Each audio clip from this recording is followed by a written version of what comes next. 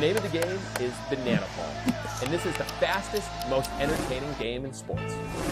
Rule number 1, win the inning, win the point. If you score the most runs in an inning, you get a point. The most points win the game. But in the last inning of Bananaball, every run counts as a point. Rule number 2, there is a 2-hour time limit. No new inning can start when the clock hits 0. Rule number 3, if you step out of the batter's box, it is a strike. Rule number 4, no bunting. If you bunt, you're thrown out of the game.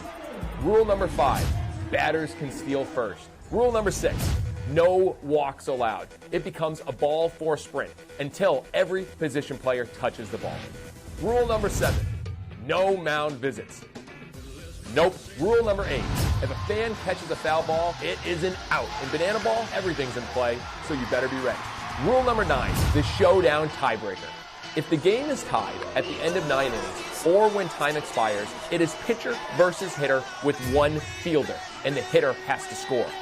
Rule number 10, the Bananaball challenge rule. You, the fans, have the opportunity to challenge a ruling on the field. Rule number 11, the golden batter rule. A team can send up any batter to hit in any spot in the lineup. This is guaranteeing the best possible matchup at the end of the game when it matters most. These are the official rules of Bananaball. Welcome into Bananaball, live on TruTV and HBO Max. Today we bring you Bananaball from the Bronx. It's the finale between the Savannah Bananas and the Firefighters from Yankee Stadium, and we've got over 49,000 fans on hand for Game 100 of the 2025 Bananaball World Tour. And we welcome you inside with Josh Talevsky, Biko Scala. Thank you all so much for spending your Sunday afternoon with us here in virtual Banana Land. Real good battle last night after 2 rounds of showdowns. The Nanners 3-2 victors. And they wouldn't have been able to get to showdowns if it wasn't for their impressive defense last night. The Nanners had 17 total trick plays in the ballgame, 8 of which came from Ryan Cox, tying the single game trick play record. Each time that it has happened, it's been courtesy of the glove magician. He was on another level. Only one man has gotten 8 trick plays in a ball game. Cox has now done it twice. For more from the man himself, let's get it to SB. Yeah, Biko, Josh, the guy did 8 last night. The only other guy to do that is this guy right here. He's still warming up. That's how locked in he is. Ryan, you've made the impossible seem possible. What's the mentality for that? Every opportunity we get, we're going to rip a trick play, just kind of set the standard, whether it's me, DR, outfield in general. Jack had a great game. EJ had a great game last night. So every opportunity, we're ripping a trick play. Ryan Cox, he's 5 away from 200, by the way. Keep an eye on this guy. Biko, Josh. Thank you, Sam Bauman. Always great to hear from Ryan Cox. Here is the Firefighter starting lineup. At the top, Ron Franklin Jr., Dalton Cornett, and Logan Lacey. In the cleanup spot, it is Joe Lytle, then Stephen Cullen, Dakota McFadden, Caden Green, Mason Maxwell, Zachary Bridges, and Isaac Parra. Well, it's Lacey, 2 home runs in his last 3 ball games. He's the big bat right now you've got to look out for if you're the Bananas pitchers. The Nanners' defensive alignment, left to right in the outfield. Danny Hosley, DR Meadows, Reese Alexiadis, third to first in the infield. Kyle Jackson, Ryan Cox, Jackson Olsen, and Correll Prime, with Eric Jones Jr. handling the catching. And it's Cowboy Kyle Lewis making start number 11 this season. 3-0 when working with Eric Jones Jr. behind the plate. Here's Jesse Cole. Banana Nation, it is time. On 3, we need everyone here to yell, start the clock. 1, 2, 3. Showtime. Number 23. The city that never sleeps is on the line. The Nanners looking for a sweep. The Firefighters hoping to earn a series split. Ron Franklin Jr. making a home for himself at the top of this Firefighters lineup. He was 1 for 5 last night. So important to get this squad going early with the big boppers behind him in Cornett and Lacey. Quick 0-2 count, Kyle Lillig's the 8-year Banana. And listen to this. The roll call coming from the Bleacher Creatures here in Yankee Stadium. And it's one of the original Bleacher Creatures himself, Bald Vinny, helping lead the charge. I believe he's got the Bananas with him to help as well. Foul into the second deck. Not caught by the fans. Ron Franklin Jr., the kid out of New Orleans, with another life. And Reese Alexianis gives the bleacher creatures the super. Lofted out to left center. A leaping grab. D.R. Meadows cutting in front of Danny Hosley, but he loses the banana ball. Boy, that snuck out of the glove of the Nanners' star center fielder. Little miscommunication. And you got another look, yeah. David Rain never had the ball. We just wound up ranging too much into left center field. I think that's a ball that Danny Hosley is able to take care of all on his own. And Meadows at the last minute with that leap gets in front of Haas, throws him off a little bit with his focus and concentration. E8 to start the game. Now Dalton Cornett behind 0-1 as Ryan Cox answers the call of the bleacher creatures, and the lifelong Yankees fan Jackson Olsen, I think he's going to soak this one in a little bit.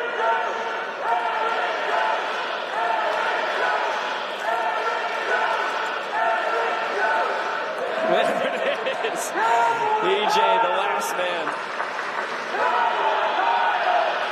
No, they're going to give Cowboy Kyle Lewis some love as well. Belt buckle shuffle for the people.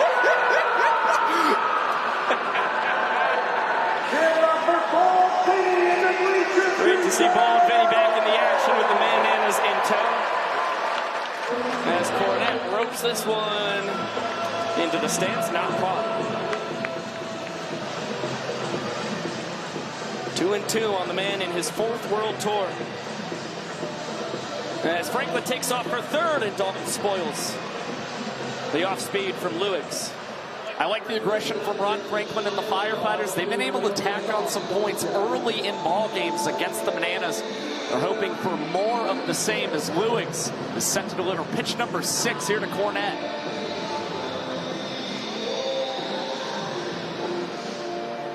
Another 2-2. Franklin off again. Dalton goes around, and it'll be a stolen base for Hot Boy Ron. Vincent Chapman making the call at home plate, never appealed. Down to Eric Goldstein, the third base umpire.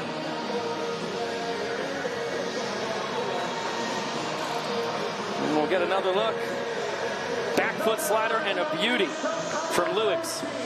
And we've seen him this season start to set a new career high with his strikeout rate. Big part of that has been his work with Eric Jones Jr. A lot of talk has been about the relationship between Lewis and Bill Roy, but things paying off for EJ as this one is hit softly. Cox ranges on the infield grass, goes between the legs, and collects a trick play while holding Ron Franklin at third base. A massive second out for the Bananas, and Ryan Cox now with 9 trick plays in this series. Yeah, now he's 4 away from making it back-to-back tours with 200 trick plays. Ended with 207 a year ago. He's in his 4th World Tour. Continues to up the ante. Every season in Bananaland. Franklin still on third. The infield back in their usual spots for Joe Lytle, who does not offer up. And another slider from Cowboy Kyle. So a 2-0 count on the man in his 3rd World Tour. Second with the Firefighters. Make it 3-0. This is where Bananaball is so tough for pitchers. Ball 4 will score Franklin from third. A sprint will ensue. Anybody in scoring position scores easily. And Lytle with a little distraction, it does the job. Kyle can't find the zone with the fastball. It'll be an unearned run as Franklin reached on the error from Meadows in center. And for a second straight ball game here in Yankee Stadium, the Firefighters put a run across in the first. And the Firefighters pulling off little toy soldiers celebration. It's not Radio City Music Hall, but bring the show to Yankee Stadium. That'll play.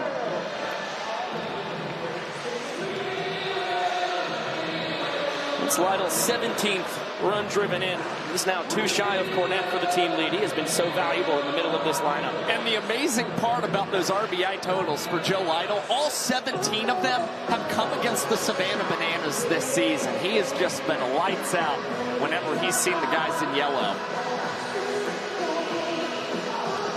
Stephen Cullen takes a fastball just below the knees. First baseman for the Firefighters, 0 for 3 with the ball for a sprint last night. Fouls that straight back. It's been a big run producer, holding down the 5-hole nearly every ball game this year for Val Perez. In the second year with the squad. Peter scrapes the inside corner. 1-2 from Lewicks to Cullen. Foul straight back. Eric Jones Jr. loves to call fastballs. The Bananas pitching staff have talked about they love how aggressive they feel on the mound. Pitchers count right there, right after Cullen with the heat. And now gets a foul ball, second deck, barehanded grab, and a beauty. What a play by that guy. That ends the top of the first inning. Fourth foul out to the fans in this series, and that was a really sweet barehanded, one-handed grab from the fan in the Delta Suite, and a massive final out for Cowboy Kyle Lewicks to cap a 6-minute and 26-second inning. Well, the Firefighters have a run to play with. Here's their defensive alignment left to right in the outfield. It's Cornett, Franklin, and Maxwell. Third to first in the infield. Lacey Green, Parra, and Cullen with Zachary Bridges behind the plate. Yeah, really fun defensive alignment. Isaac Parra, Caden Green had 2 trick plays last night for the Firefighters. And the last time we saw Zachary Bridges behind the plate called a really excellent game. So it's going to be fun to see him behind the dish again. In the middle of all the action, Austin Temple with his 1 trick play. A collegiate Banana, summers of 2018 and 19, and spent 2 years in the Houston Astros organization. This is his second year with the Firefighters. When he is dialed in control-wise, he can be as tough to hit as anybody. It's his team-leading 14th start this season for the Firefighters. The Bananas have scored 5 runs against Temple across his last 3 starts, but none of them have been earned. So Temple in need of better defense behind him today. Bananas lineup that opposes him. D.R. Meadows, then Dan Oberst in the 2-hole. Alexiadis, KJ, EJ, Cox, Ty Jackson, Prime Hosley, and Olsen to round it out. And how about this? The designated hitter, born on Long Island, New York, spent 8 years there before heading down to Largo, Florida. Dan Oberst joining us on the broadcast. Danny O, how you doing today? What's up? Y'all got me? We've got you loud and clear. What's it like to be in the middle of a full house in Yankee Stadium for a second straight day? It feels good, man. The boys are vibing. Just trying to get a little timing down here and hopefully pop a barrel for y'all. And you're button-free today, right? Yeah, I'm button-free, man. I've had a good morning. My buttons are down. I hit my pregame routine. I had a honey bun and some Tim Tams, and I'm feeling good. You've got Tim Tams? I'm a huge Tim Tam guy. Not a lot of people know that, but... I mean, that's an Australian delicacy. How are you getting that in the States? You know, I just love Tim Tams, and I'll leave it at that. You got a guy, huh? Yep, say that. Or a gal. Danny, you're hitting behind D.R. Meadows, leading the team in batting average. Excellent speed. How great is it to have him getting on base so often in front of you? Yeah, I mean, DR's the man. We started together in the summer series. We just kind of instantly hit it off, and obviously the guy can really play. So majority of the time that guy's on, and then I just get to be loose and have some fun with it. Yeah, nice when you got a guy hitting 369, reaching base at a 428 clip in front of you. DR loves to swing early if he gets the right pitch. How'd that look? Called strike. With the gas. And Temple tries to front door the slider. Can't find the zone. What is the plan of attack against Austin Temple, a guy who's got just about as much gas as anybody on the bump in Banana Land? Yeah, Temple can really throw it, man. He's got good stuff. He's got 2 breaking balls, but he really likes to throw the heater. So I think I'm going to look heater myself. Well struck, but right to Caden Green. And throw offline. That's D.R. Meadows' hustle right there. And the first error of the tour for Caden Green. He's been nearly perfect at short. But pressure burst pipes. All right, boys. And now Danny O mic'd up in the box, representing the inning-winning run. Nope. Good blink. Vincent agreed with you. Slider. Little off. That was a good one. Front door. He backed it up. Yeah. All right.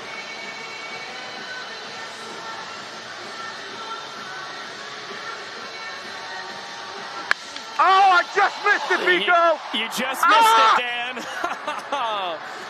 Jeez, man. Wow. Good pass.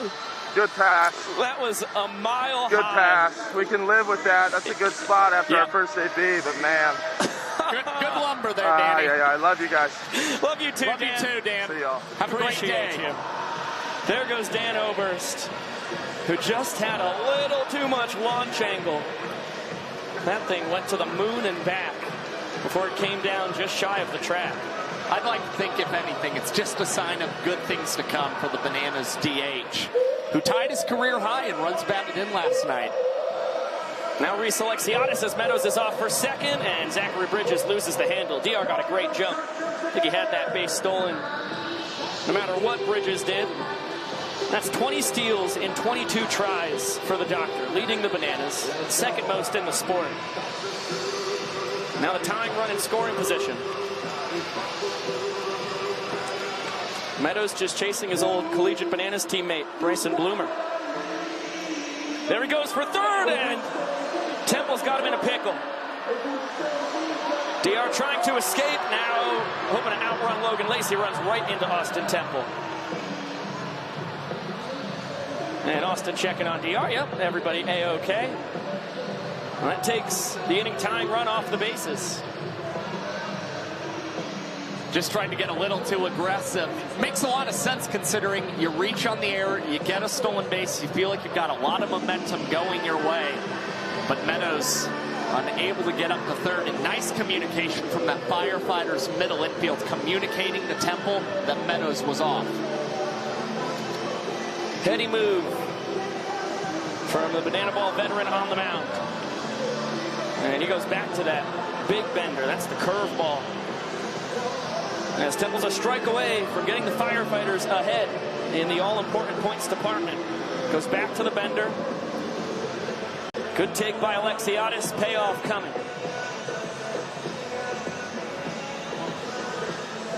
Super Reese, did he go? Yes. First base umpire John Byrne said Alexiadis went around. Temple grabs the inning-winning punch-out. Firefighters are up 1-0, 1 inning in. We've got more Bananaball after this break.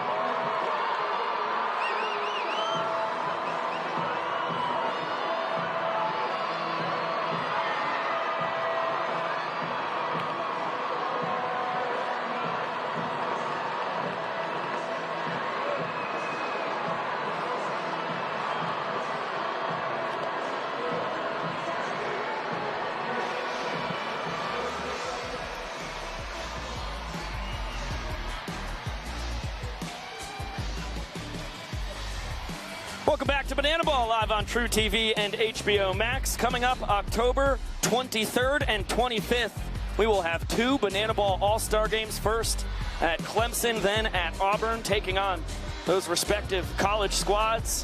And those games will be live for free to watch on the Bananaball YouTube channel. It'll be absolutely awesome. Last year in Clemson, it was one of the more fun Bananaball games we've ever had. And we saw so much buy-in from the Clemson Tigers as well. I'm sure we're going to get that once again.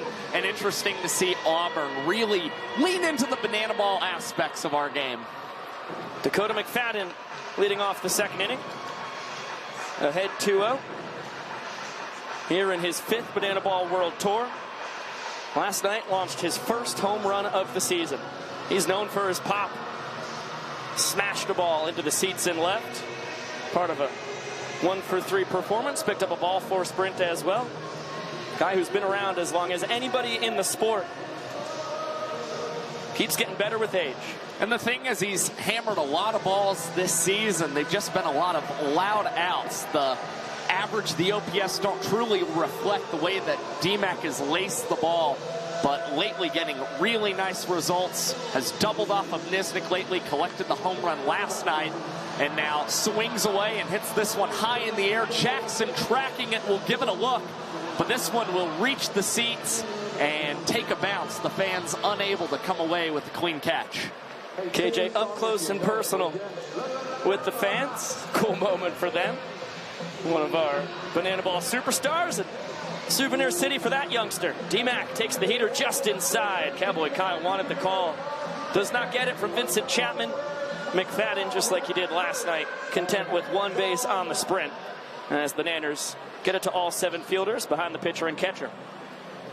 Next up for the Firefighters, Caden Peanut Green. Escorting him to the plate are paramedics Nyla Page and Veronica Cruz. Both of these heroes have served the city of New York for nearly 20 years. And today, these two are being honored for saving the life of a lieutenant in a moment of crisis. So fans, let's make some noise for our firefighters of the night. Paramedics Nyla Page and Veronica Cruz.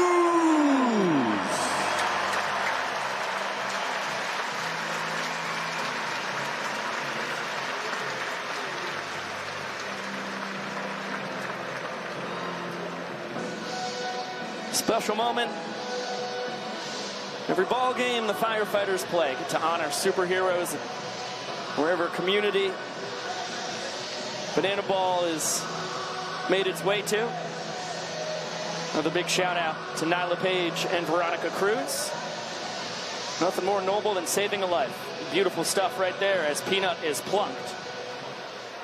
So Caden Green down to first. Pushes Drew Yanesta up to second. The Firefighters designated runner tabbed here in the second inning. He could be inserted as a pinch runner once every trip through the order. 2 on, nobody out. Mason Maxwell, the donut batter, who we will have on the mic later this afternoon. And we'll get to ask him, what's it like having over 49,000 fans chanting for a strikeout from you? Here, it's a trick play for Cox. It won't be 2. Maxwell runs very well. But the glove magician grabs his second trick play of the day. And now runners are on the corners with 1 away. Well, Cox still able to grab his 197th trick play. Olsen breaking late to that second base bag. A key reason the Bananas unable to turn 2 in addition to that speed of Maxwell. Now Lewig's having to work out of a tricky jam. Men on the corners and 1 out with Zachary Bridges at the plate. The elder Bridges brother into the second deck. Not caught. Got a pinch hit opportunity last night for Mason Maxwell.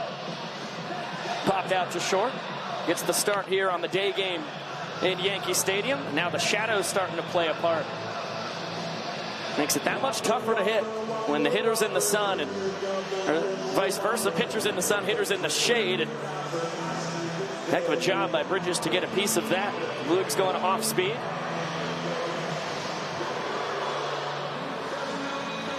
Played by Sydney Neighbors, Firefighters AT. Swing and a miss. Huge strikeout for Lewis. That's his second of the ball game. And you mentioned it earlier, EJ loves calling fastballs, and to go ahead and set up the slider before going high heat is a perfect decision from Eric Jones Jr. He and Cowboy Kyle in lockstep, and that's why you see the smile there on the pitcher's mound. Isaac Parra takes the bender on the outside corner for strike 1. The guy who came off the bench last night, he was 0 for 1, grounded out. And oh my gosh, Amelia Berg looks like she's A-OK. Got a chopper. A horde of Bananas going to check on one of their social media coordinators. I think she got it off the hand. You just gotta hope the smartphone's okay. Swing and a miss. Cowboy Kyle pitches out of trouble. Runners were on the corners with one out. Back-to-back punch-outs, and Luigs puts up a big goose egg. And the latter one on 3 pitches. Once again, high cheddar, getting the job done for Cowboy Kyle Luigs and Eric Jones Jr. to keep the Firefighters scoreless in the second. Let's get it on down to SB for a New York pizza review. Yeah, Biko, Josh, we're here in New York City. How can we not try some of the world-famous pizza from right here in the Big Apple? And we are lucky because we've got an expert with us today. It's Chris Sacchi, the Italian rapscallion. Walk us through what we got here, Sacchi. All right, first, manja, how you doing? All right, first one we got a pizza, 1958 classic. Ita, stata zita. 1958, the year the Yankees won the World Series. Now, how you feeling, Sammy? You look good piece there, big piece. If this was any more New York, you'd have a rat snail coming out of it, son. Only in New York. Zachary, any good? It tastes like the concrete jungle. Manja, I don't have time for storytelling. Time is money. Number 2, Little Caesars. You ever heard of Julius Caesar? Well, this is from him, all right, Zachary? I'll start with you. You manja, get you a big bite, a little more. What do you think? Yeah, false Caesar, man. I'll tell you, this pizza's pretty good, man. Miss Money, aspetta. What do you think, Satazzi? Yeah, I thought that was good, but that's too Sacchi. There we go. This guy's munching good. Number 3 for Babe Ruth. We got something good. We got a little bit of Domino's, a local joint close to my heart. Samuel, Domino's. Hey, Satazzi, any good? Straight from the Italian Riviera. That's a place, right? It feels like it's in my mouth. Right, Domino's known for its sweet, sweet sauce. You like it, Zach? Boys, we got good pizza in the Bronx. Come down here from the station now. Italian right here. Last but not least, batting clean out. These boys are making a mess, but it don't matter. I got my apron on. Number 4, we got Sparrow in New York. Zachary, you enjoying this? I love New York pizza. This is a real slice. Hey. Josh, it's beautiful. We gotta go. I can do this. Hey, Biko, Josh, I'm back to you. I love you, baby. We love you more than words can possibly do justice, Chris Sacchi. That was cinema. Just good to have that Paisan back on the air. Yeah, and good to see nothing but local pizza joints represented here in New York City. I mean, again, he's our Italian expert. We really understand nothing without help from Chris Sacchi. No, he is the translator of Italian culture to us here in Banana Land. And it had been too long since we had the Italian rapscallion on a broadcast. That's a heck of a check swing by Kyle Jackson. Eric Goldstein, the third base umpire, says he did not go around. KJ in the cleanup spot for a second straight ball game here in the Big Apple. As Temple looks like he floats a splitter in to get back ahead in the count. And then goes to the backdoor bender. How about the sequencing from Temple and Zachary Bridges? Perfect execution. And Austin Temple's faced the minimum through 4 batters. And that's one of the rare strikeouts you see in Banana Ball where you're hearing boos from the crowd. Just goes to show you the support the fans have for the Banana superstar Kyle Jackson, who was definitely not a fan of either of the last 2 calls from Vincent Chapman behind the dish. I'll tell you what, they looked pretty good on the monitor up here in the booth. I concur. Far too close to take either way. Now, a 2-0 count on Eric Jones Jr. Had a heck of a night. 1 for 2. Sent the ball probably about 370, 380 feet at least out into the left field seats. Looked like it was a 2-run homer. He placed his helmet on home plate and spun it.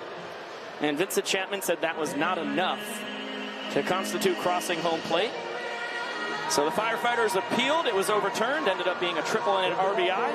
EJ grabs the sprint here. He had a pair of those last night. So he's aboard for the 4th time in 5 plate appearances here in Yankee Stadium and immediately gives way to Malachi Mitchell, the Nanners' designated runner.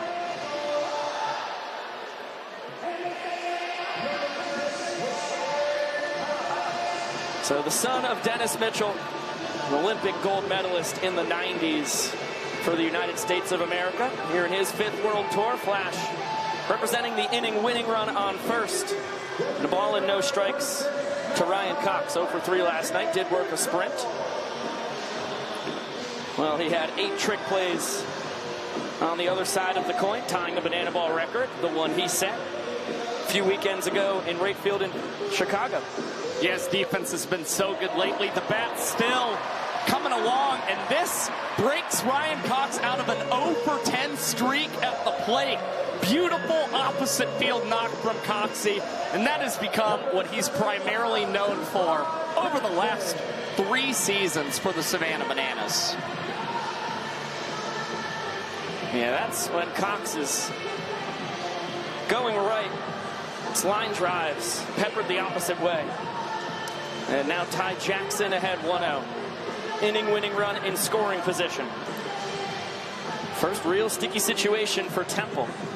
Had the tying run on second back in the first inning before he picked off D.R. Meadows. Ty, the extra hitter, after getting the start in left last night. Fastball just a bit up. Ball 4 loses the inning for the Firefighters. Temple shaking his head. He feels like he's being squeezed. And that's called strike, a late call for Vincent Chapman. Quite possibly a makeup call at that. Still ties count. Swing and miss. Trying to send it over the short porch. Payoff now from Temple to Jackson. Front door bender. Strikeout number 3 for Austin Temple. And he's been racking it up on the deuce. And it's a second strikeout looking here in the second inning. Temple with a beautiful movement on the bender, and Ty completely frozen. Was certainly expecting heater, and that's why you saw him unable to go around on that pitch from Temple. Well, the pride of Palm City, Florida on the mound. Now going against a fellow former minor leaguer, the kid out of Bradenton, Florida, Correll Prime. Spent 7 years in the Rockies org. And he is ahead 2-0. That has been a trend here in the second inning. Temple's been having to work from behind to nearly every hitter. Including today, Temple has 13 ball 4 sprints across his last 6 starts. Certainly not a recipe for success. And it's a big reason we've seen some of the numbers fall off lately. And you're seeing again, falling behind Prime 3-0 before the get-me-over fastball comes across the plate, and Prime lines it into left field. A walk-off double for the Bananas, and they have knotted up this ball game with the Firefighters through 2. How about Maceo Harrison with the Cam Bynum celebration? That's the hardest celebration I ever seen. And that was your idea, Josh Chalevsky. It was. Look at that. You're making things happen in the Big Apple. Love to see it. All right, let's get it down to the young professor. Brand new promo. That we can play here to celebrate this. And if you are not from New York City, you might not realize that the city is broken up into 5 boroughs. We got Queens, we got the Bronx, which is where we are right now.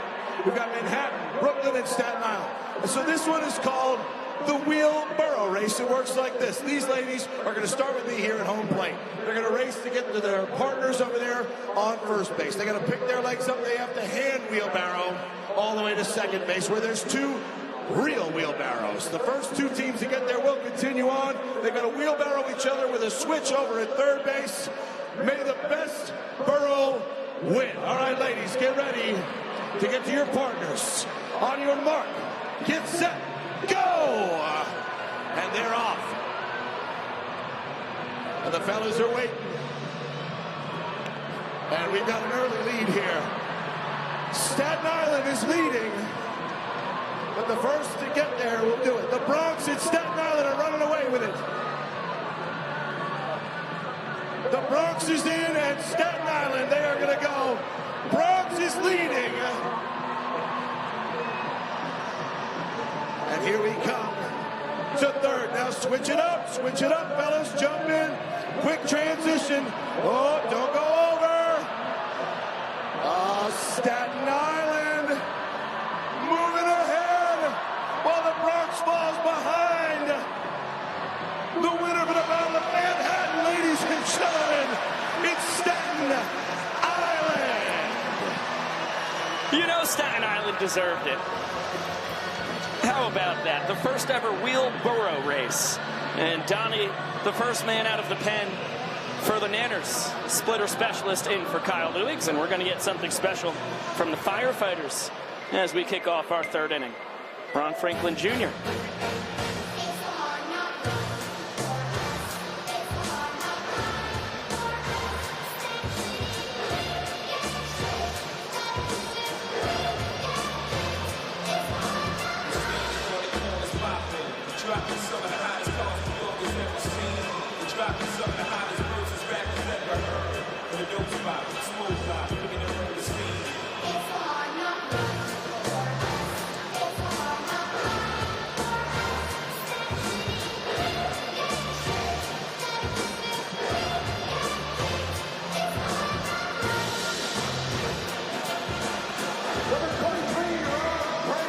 Well, you see right there why Ron Franklin Jr. told Josh and I, talking about Banana Land, it's so lit, bro. No stress. It's been so much more fun than baseball. Kid out of EKU, his first team All-A son in 2024. And he's starting to really find his place here in Banana Land. Can't connect on the splitter. As Donnie ahead 0-2. And 3 pitches. Hot boy Ron right back to the dugout. The splitter does the job. And we all get a glimpse at why Jared Donaldson was the 2022 Peach Belt Pitcher of the Year. That splitter is unreal. Well, you saw he's averaging 3 outs in 4 minutes this season. He's also at the top of the pack when it comes to quick strikeouts. In 2025, he just registered that K against Ron Franklin in 16 seconds. Dalton Cornett thinking about trying to steal first. He has done it once this year, but when you're the best hitter on the team and you're ahead 2-0, you want to keep the bat in your hands. Sitting 360. He's reaching base at a 429 clip. Can't connect on a 2-0 splitter. And now bounces this one to prime time. A little between the legs transfer. Donnie with the patented front flip off of first base. Showing off the athleticism. Trick play for Prime. Nothing for Donnie as far as trick plays go. But it's a heck of a lot of fun to watch.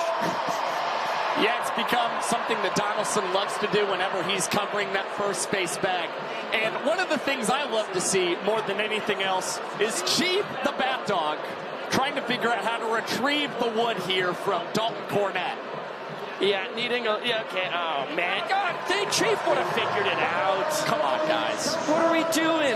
I know we've got a 2-hour timer on the game, but... I mean, think about the suspense Chief gave us last night before he got the job done. He was subverting expectations. Yeah. I promise. He's a showman. He gets it. And the crowd pop was unreal once he finally executed last night as Logan Lacey executes a heck of a swing here, sends this to the left field wall, and he's rumbling into second. Relay from Cox, not in time.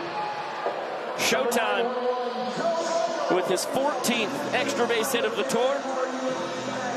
Breaks the tie he had with DC3 for the team lead. And for a guy who's had as bad luck as anybody with the foul outs to the fans, I mean, the number's still fantastic for the best bat the Firefighters had last year. Yeah, I wouldn't be surprised if he was named a Banana Ball All-Star yet again this season. He's now got extra base hits in 3 of his last 4 for the Firefighters as Joe Lytle swings through a 2-0 splitter. That's what's so tricky about Donaldson. He'll turn to that splitter in any count. Even kind of front doors that one. 2-2 flicked off the end of the bat. Meadows with the sideways flip to put a bow on the top of the 3rd inning. And strand Logan Lacey on second base. Jared Donaldson puts up a donut. And a great chance for the Bananas to take their first lead of the ballgame. For now, we'll get it down to the field to Tori Bryady. Across the United States, there are over 400,000 children's teams in foster care without a permanent home. Look around. That's enough to fill Yankee Stadium 9 times with the number of children and teens in care. To raise awareness and support communities, we created Banana Sponsor, the official nonprofit of Bananaball. Our organization is dedicated to celebrating those in the foster care community while educating and inspiring others to get involved. Tonight, we are celebrating the Olsen family. Jen and Jolene always felt to foster in their hearts. They became a licensed foster family 7 years ago, and they have welcomed children from ages 2 months to 17 years old. In total, they have welcomed 13 children and teens into their home and adopted their son into their family. Fans, please join us in celebrating the Olsen family.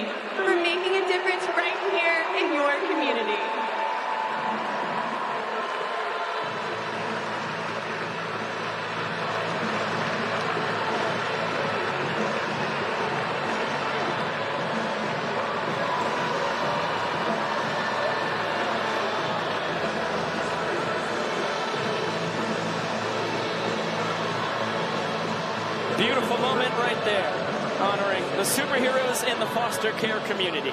Every single banana ball game. Here's how you can get involved. Let's hear it one more time for our Bananas sponsor, family of the game.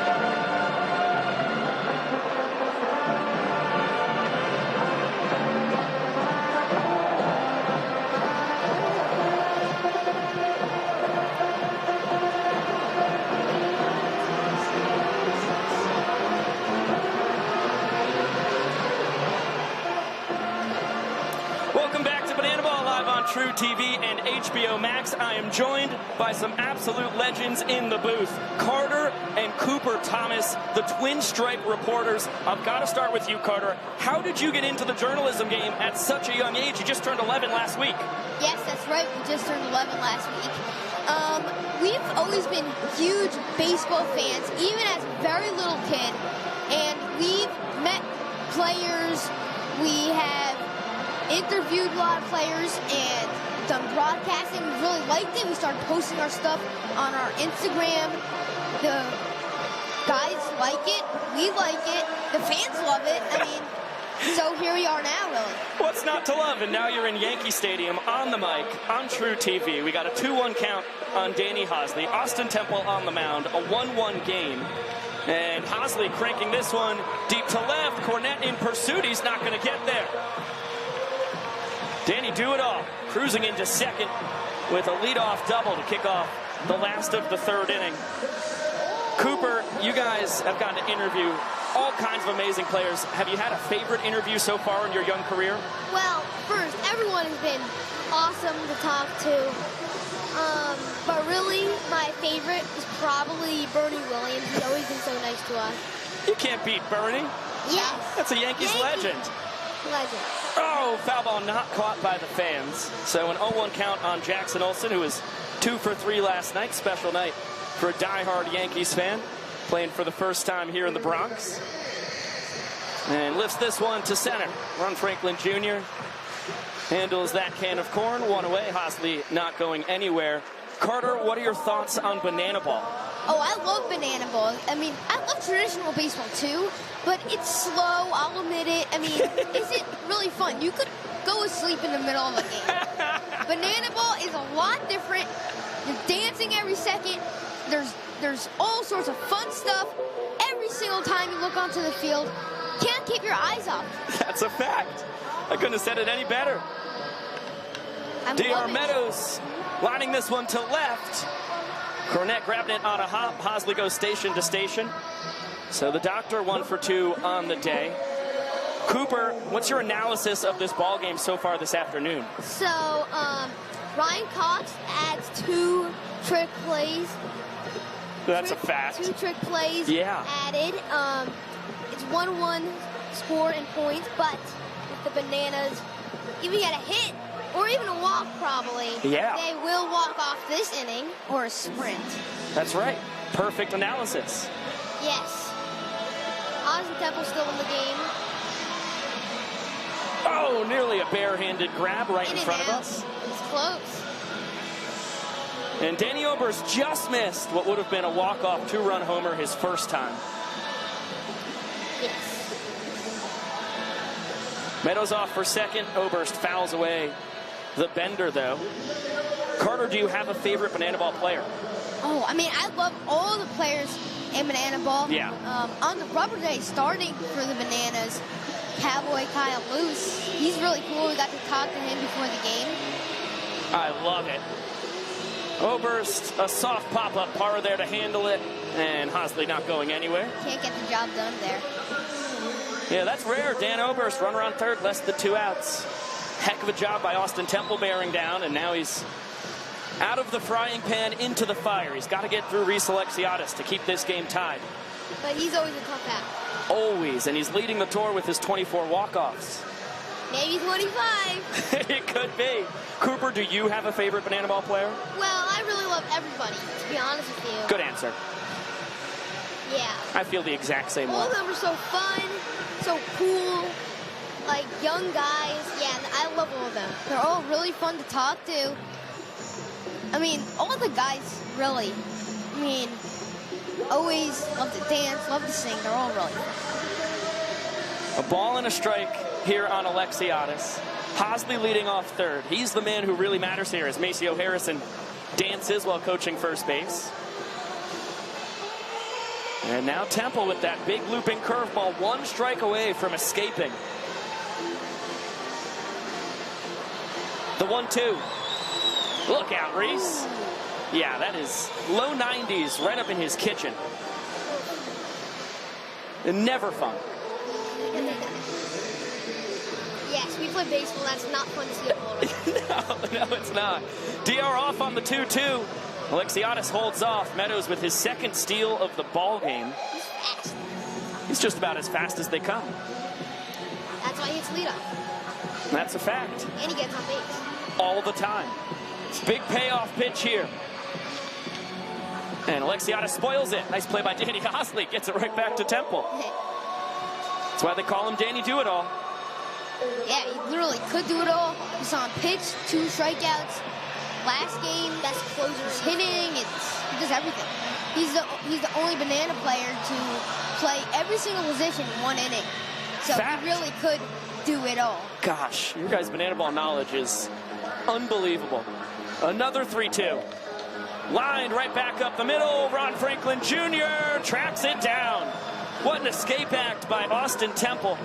And what an honor having the Twin Stripe reporters in the booth with me. We've got 10 seconds to say goodbye to America. You guys can handle it. Goodbye, everybody. We'll be right back.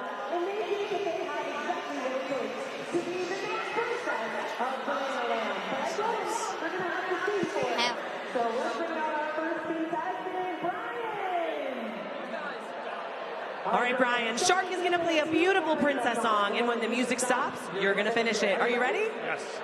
All right, here we go, Shark.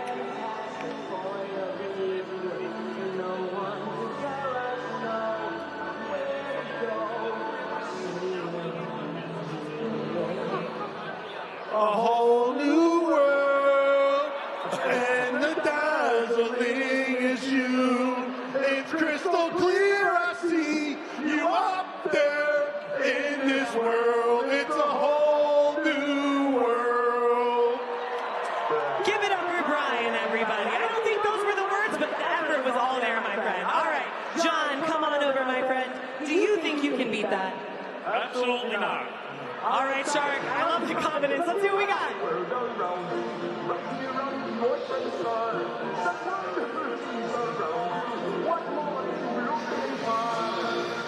Under the sea. An unforgettable season will all come down to the Tour Championship. A moonshot. And the boys are fired up. Behind the bat. All right. Oh, my goodness. Game-winning home run. Unbelievable. Are you kidding me? Shaping up to be an amazing Tour Championship. October 2nd cannot come soon enough. That will be the start of the semifinals. 2-game series. If they end up split, we'll go straight into showdowns to decide who goes to the first ever Banana Ball Tour Championship, which will be on October 11th. And you saw the Party Animals get a big sweep in San Antonio this week, and it keeps them a game up on the Savannah Bananas for the Tour 1 seed right now. Bananas going to need to win today if they want to keep it at that 1 game back deficit. Yeah, that's right. Currently, they are a game back. They could get it within a half game. And what's really interesting, if they get this victory today, pull within half a game, If they win out, they lock down the 1 seed. They'll have 4 more games after today. The Party Animals only have 2 more to play. It's a weird world we live in when not every team plays the same amount of games. This would be the last year that that's the case as the World Tour era turns into the Bananaball Championship League era. But I think the Party Animals are well aware that the mission right now is to make sure that they win out and just put the pressure on the Bananas the rest of the way. No doubt. And a Firefighters win today would do wonders for the Party Animals. Yes, it would. Because that changes everything. Then if the Party Animals win their last 2 games, they lock down that 1 seed. So it's a lot of moving pieces across these last 2 weeks of 2025. We've got a knotted game at 1 point apiece and a 2-2 count on Stephen Cullen as he can't connect on the Jared Donaldson splitter. Swing and a miss. There's the high fastball, perfectly tunneled after the splitter on the previous pitch. And boy, Donnie out of the bullpen is just a different beast. I think he's been just about as good out of the pen as anybody in the sport. And again, you just see the emphasis that he has on working quick. He says wants to induce lots of trick plays, and he's chasing Noah Nisnik for the tour lead in strikeouts right now. So K's a big thing on his mind is he's got an earned run average below 3 when working out of the bullpen this season. I mean, truly a revelation for this Bananas team.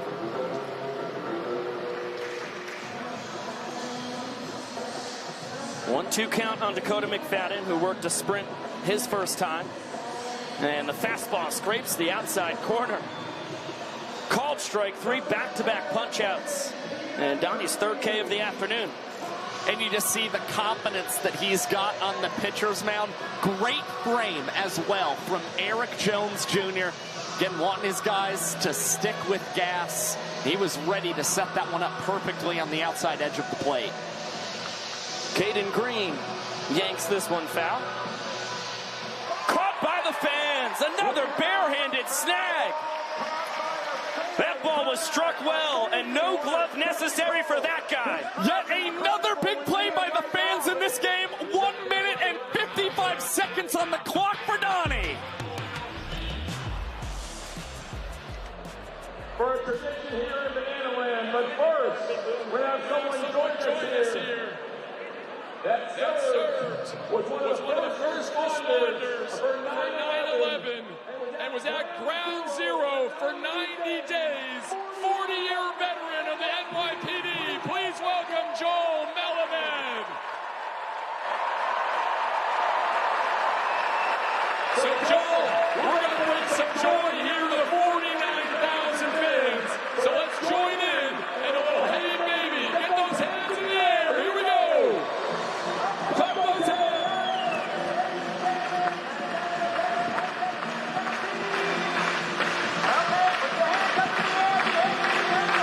And those arms waving. Here we go.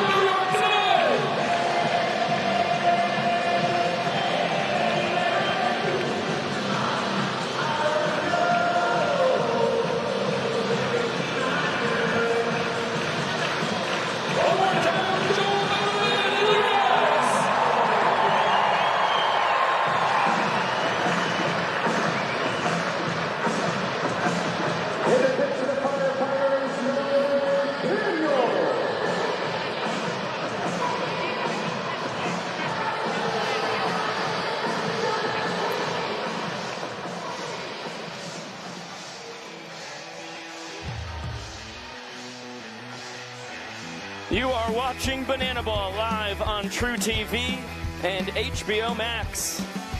A full house for a second straight day here in Yankee Stadium. The over 49,000 fans moving it and grooving it, taking part in the Banana Land tradition of the Hey Baby dance. Nolan Daniel, the first man out of the Firefighters bullpen. And Alex Ziegler off the bench will be pinch hitting here to kick off the bottom of the fourth.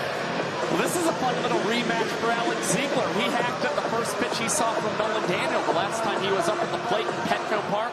Hit it right back to Nono, and it turned into a trick play for the Firefighters reliever, who's pitching for the 13th time this season. If he shatters Ziggy's bat, Lacey giving chase and runs out of room. That one reaching the camera well.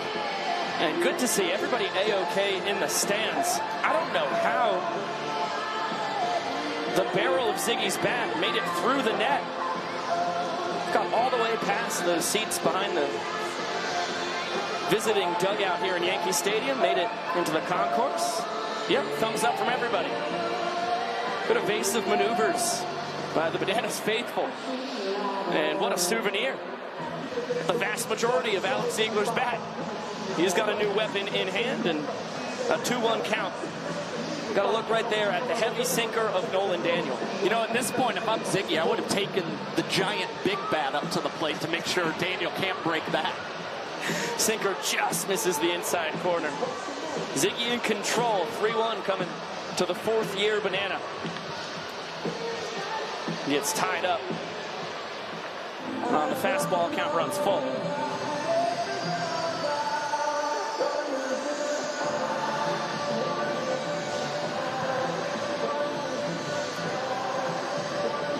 And Ziggy will earn the sprint.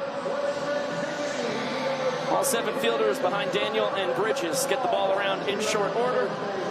Ziegler content with 1 base.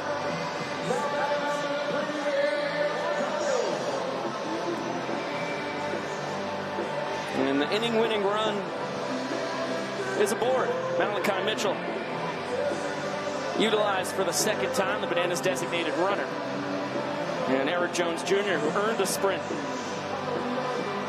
and gave way to Flash in the second inning, who ended up coming around to score that inning-winning run on the Corral Prime walk-off double. He's in the driver's seat ahead 2-0. This is where an inning can spiral quickly for an away pitcher in Bananaball. Nono's got to find the zone. He's got to find it fast, as that gets too far away from Zachary Bridges. Malachi easily advances up to second on the wild pitch. Takes the double play out of the equation, and now ball 4 loses the inning, just like that. Tough spot to be in. Fastball misses. That is how quick it can go wrong for an away pitcher in Bananaball. Back-to-back sprints, a wild pitch, that's all it takes. Nanners have their first lead of the game. They're up 2-1. It's what did in the Firefighters last night. They issued 7 sprints to the Bananas. Now they already have 3 through 4 innings today. That's not a recipe for success. You're trying to get a series split in Yankee Stadium. You gotta let your opponent beat you. You can't beat yourself. And how about some Broadway dancing? Maceo Harrison at the front of the pack. Nanners lead 2-1, 4 innings in the books. They won 3-2 last night after 2 rounds of showdowns. In a game the Firefighters had a lot of opportunities to take control of. They led twice. And you can see fastball misses up.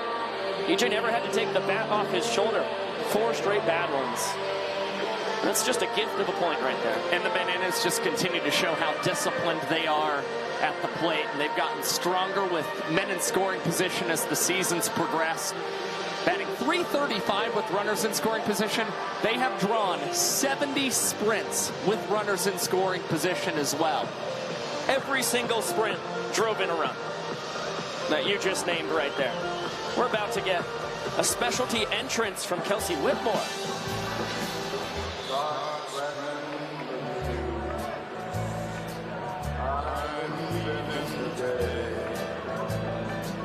I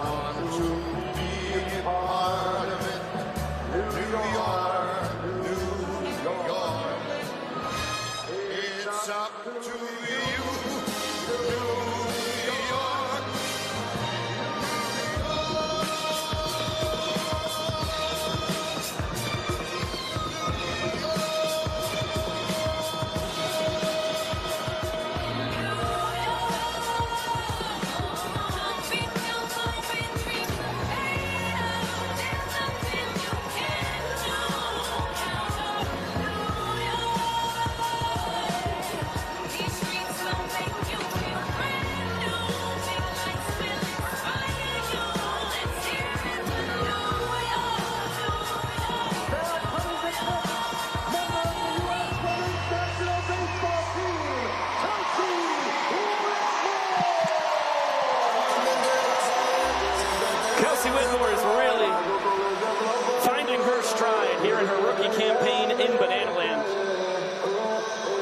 Women in the history of America's pastime, and I know the overall numbers do not look great.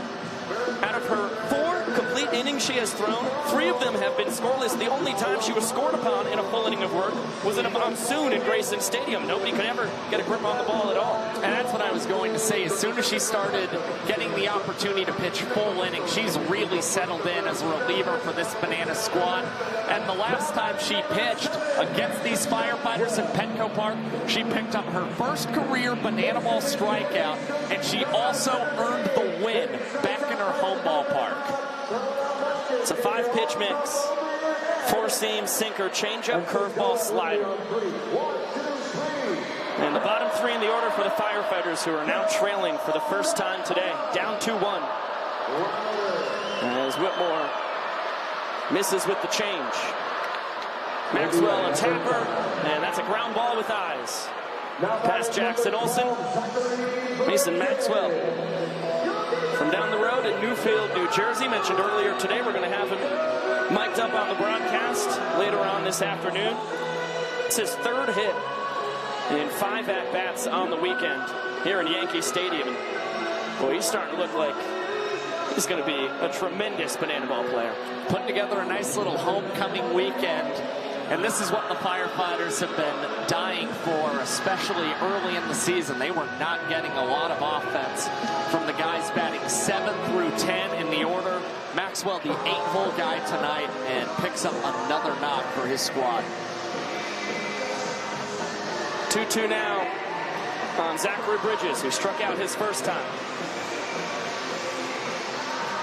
And EJ able to smother that enough to keep Maxwell from advancing 90 feet. It's not a surprise at all to us that Maxwell's starting to find his footing here. This is a guy who's the career batting average record holder at Goldie Beacom College. He was fantastic at Lenore Ryan after that.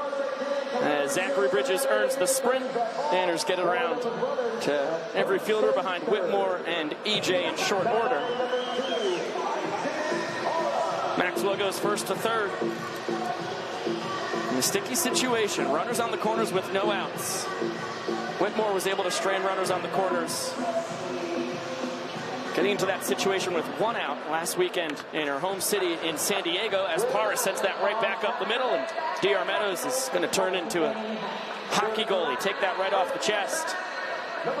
And as Maxwell comes across, Parra now 1 for 2 on the day. This is a great response from the Firefighters. After losing the 4th inning, immediately applying pressure to the Nanners, Meadows is going to come on in and tip this one up into the bare hand. Trick play from the doctor to take care of his counterpart, Ron Franklin Jr. Big first out for Kelsey Whitmore and company. Gets a small little gasp from the crowd as well, appreciating the trick play there from Meadows. And you see a tip that's not too high, and that was to keep Bridges from possibly advancing the 3rd. He can as soon as Meadows touches that banana ball with his glove. Big first out now, Whitmore going after Dalton Cornett, who hits this one up the middle into center field. And Corey Pye is going to give Bridges the wave, throw home, gets behind Eric Jones Jr., and that'll be an extra base for both Firefighters. Men now on 2nd and 3rd base. Well, another look right back where it came from. Meadows is one of the best arms in banana ball. And EJ just not able to pick up the scoop, which will make it DR's second error of the ball game. And a great chance for the fans to make a play behind home plate. They come up empty. Logan Lacey doubled his last time. He's 1 for 2 on the ball game and catapults this one out to left center. Meadows eyeing it up. He will pull off the backflip catch as both runners tag. Parr will score. Cornette follows him to third. So we'll give Lacey a sac fly, but in spectacular fashion with the backflip catch from the inventor of the trick play himself. And Meadows going for showmanship. Really no point in offering a throw home. Wasn't going to be able to nab a firefighter at the plate.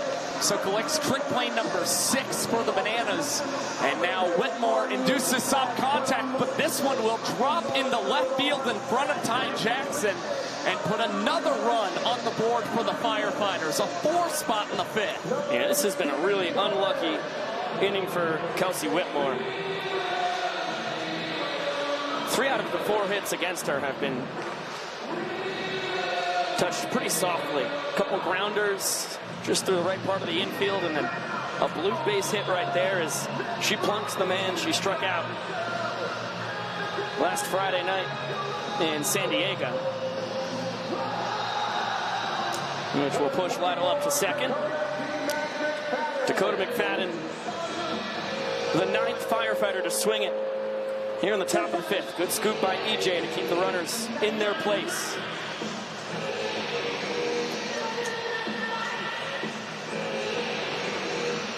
It was D-Mac who Whitmore got to fly out to right to strand those runners on the corners last weekend. Trying to repeat the performance, give her offense a shot to respond with a crooked number of their own. Jackson Olsen between the leg, throw all the way over to first.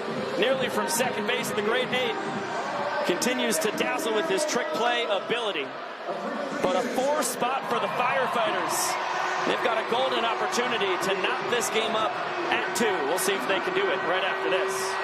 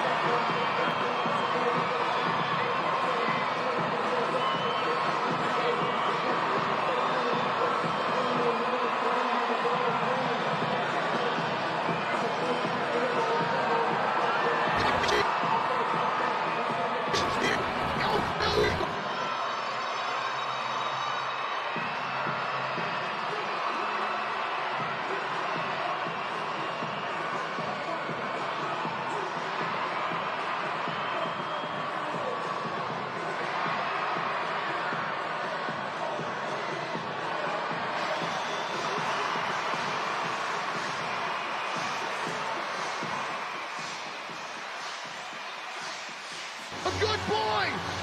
It's Chief! Chief! Look at him, Chief! Grabbing a bat!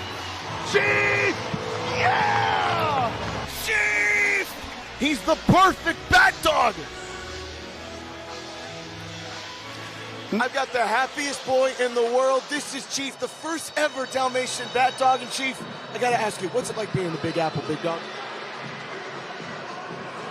There you go. He's happy to be here. Now, we saw you have a little stage fright earlier. When you get a second chance, you ready to go for it? That's right. Now, what's your favorite part about being in New York, gang? Guys, he has such a way with words. You're the most popular firefighter we got. What you got to say about that, dude? I couldn't have said it better myself, boys. Back to you guys. Thank you, Zach Staten. Thank you, Chief. Eloquent. Yes, articulate as always. Wow. And a looper, shallow center, racing in, Superman diving play. Ron Franklin Jr. takes the hit away from Dakota Stilts Albritton on the first pitch here in the bottom of the 5th. Stilt's got his last knock against Javon Ray. Now gets robbed of one here in a rematch against Ray. Great play from Ron Franklin Jr. in center. And the band is on the field. The band is on the field. Legendary drummer Neil leading the way with Josh on the bass drum and Ty Jackson emerging from the crew with some chutzpah, turning in the 6-7, as he's been known to do.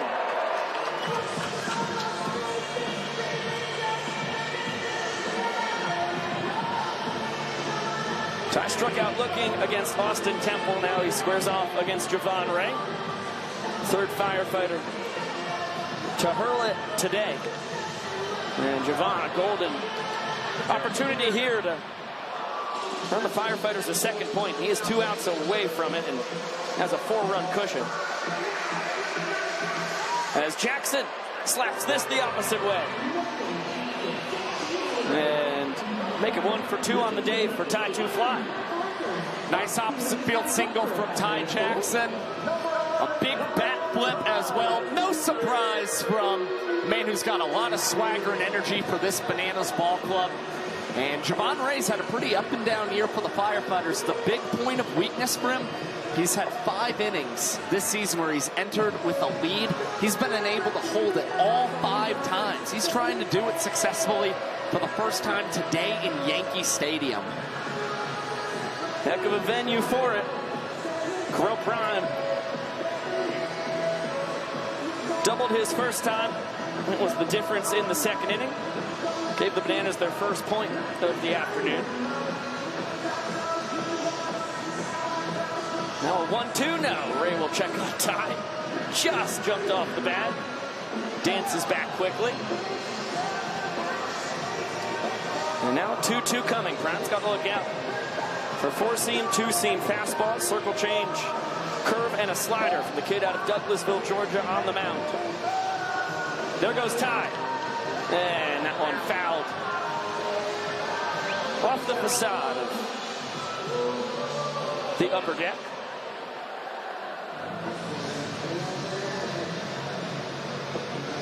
And Ray giving Ty a little more deserved attention.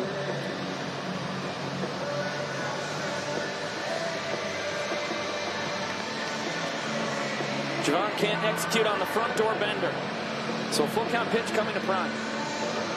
And a big reason he wasn't able to deliver a 2-2 strike. Ty Jackson still dancing around first base, trying to serve as a distraction as Prime hits this over to third. Lacey collects, fields, and Stephen Cullen grabs this behind the back. And our umpire saying he went off the bag. Yeah, that's not John Byrne. There's a new umpire on first. Val Perez is throwing a challenge flag. On the play, this play is under review. Who the heck is umpiring at first? Our mystery man said that Stephen Cullen was off the bag. We're seeing it on the replay. This call should be easily overturned. Vincent Chapman is looking on the monitor by the Bananas dugout. Heck of a trick play from the Firefighters tour leader in that department. It should turn into Cullen's 29th trick play on the tour, as long as Vincent Chapman is seeing the same thing we are.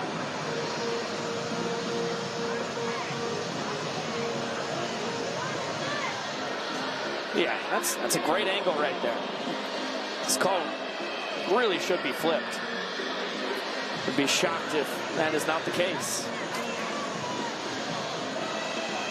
All right, Vincent is going to let the full capacity crowd here in Yankee Stadium know. Overturned. Runners out. Uh-oh, now we've got a fight between umpires. Fans, joining us as our surprise umpire today, please welcome 2-time Super Bowl champion for your New York Giants, Eli Manning!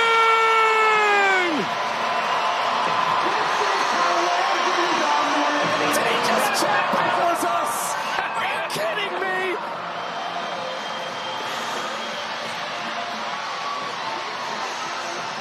Brad Powers, round 2 electric boogaloo.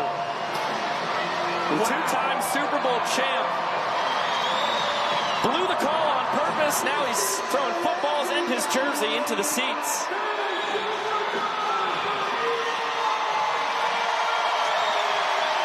That guy's a hero here in New York City.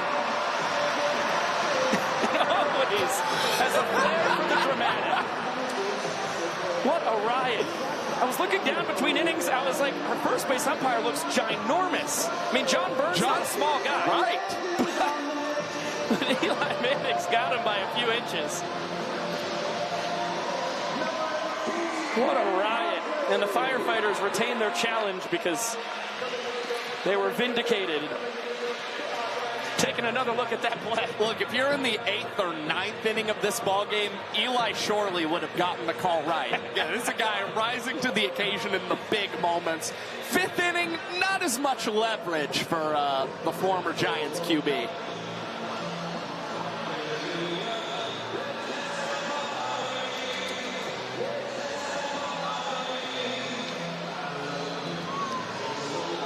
So 2-1 count on Danny Hosley. There's still a buzz here in Yankee Stadium. Wow. My guess for the guest umpire couldn't have been further from who it was. Isaac Parra jump throw from behind second, just in time to nab Hosley. What a play by Parra as the Firefighters knock this game up at 2 points each. Incredible defense has always been the calling card of Isaac Parra. A cheater jump throw in Yankee Stadium, and the Firefighters earn the point. Let's get it on down to Sam Bauman with our surprise celebrity umpire. Yeah, Biko, Josh, there's a lot of questions about the umpire over on first base there. We now got our answer. Eli Manning. Eli, I'm looking for an honest assessment of how you did out there. Seemed a little hesitant on some calls, and then obviously there at the end, I mean, what are we doing? Yeah, I mean, I was looking for a close call, something that could maybe get reviewed right there. Obviously, right there, I thought the foot came off the bag. He was, did the trick catch there, and I thought the foot came off the bag. So obviously, I was overruled, but that's all right. Now, you've been on the other side with officials throughout your career.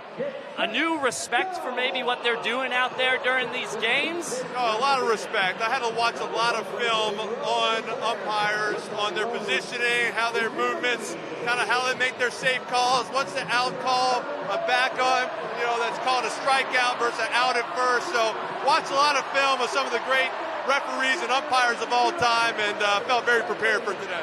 Now, we had your brother out in Denver. He just stayed back in the dugout the whole time. You think he was too afraid to maybe handle the pressure that you just took on? I just don't think he can handle the crowd. He's not used to a crowd like this. He doesn't have much on improv. He's more of a study guy. Today, I had to, feel the calls, when to make the right call, the close call, something get reviewed. So this is where I shine. Well, Eli, shine you did. Well, at least after you stopped humping. Biko, Josh, Eli Manning. Thank you, Sam Bauman, and thank you, Eli Manning. Noah Bridges is asleep. Let's wake him up. No, that's South Trimble. Good job, Biko.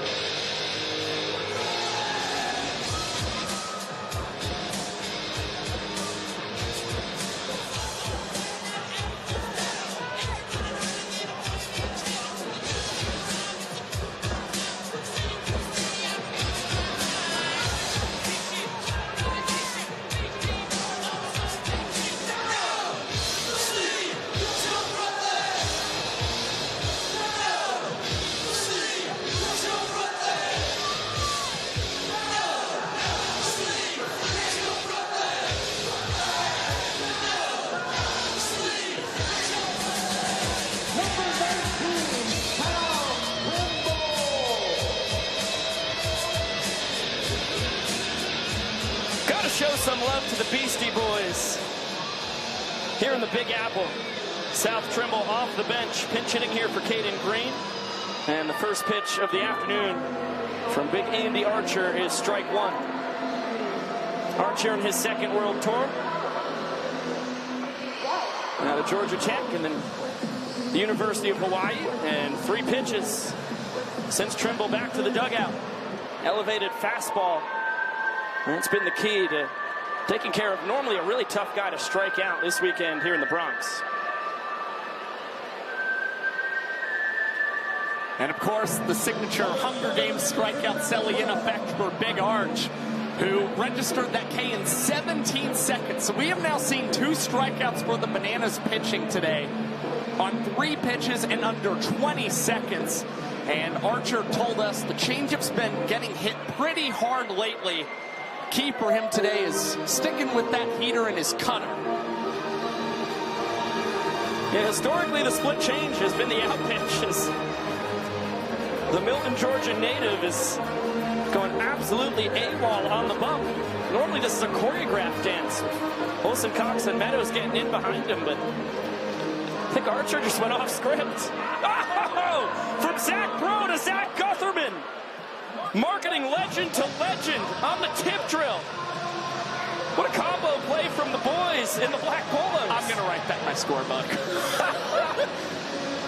Boy, shades of Bro in Buffalo last year when he made 2 fantastic barehanded snags. The Bro highlight tape goes dummy. Yeah, and now Guth gets in on the action. Can't make it up. By the way, speaking of tape, how about Eli? Still going back to the tape to study umpires. Those Mannings are built different. And to let you folks a little bit behind the scenes, that is, I think, the only guest this year that they have not told us who it was going to be. They successfully kept it from Josh and I the entire week. As Mason Maxwell, boy, that boy is seeing beach balls. Come on now.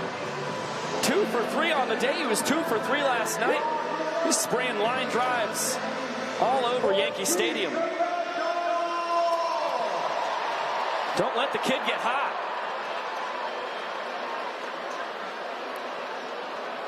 And redemption for Chief. Does he like the bat? Giving it good sniffs, moving it around. Yes! No! No! Chief! Yes!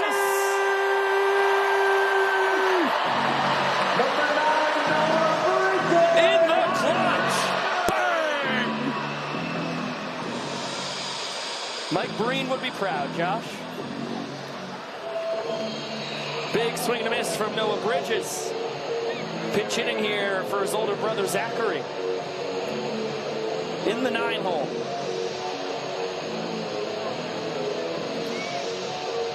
Maxwell off first. Now a 1-1 count on the kid out of 4 Oaks, North Carolina.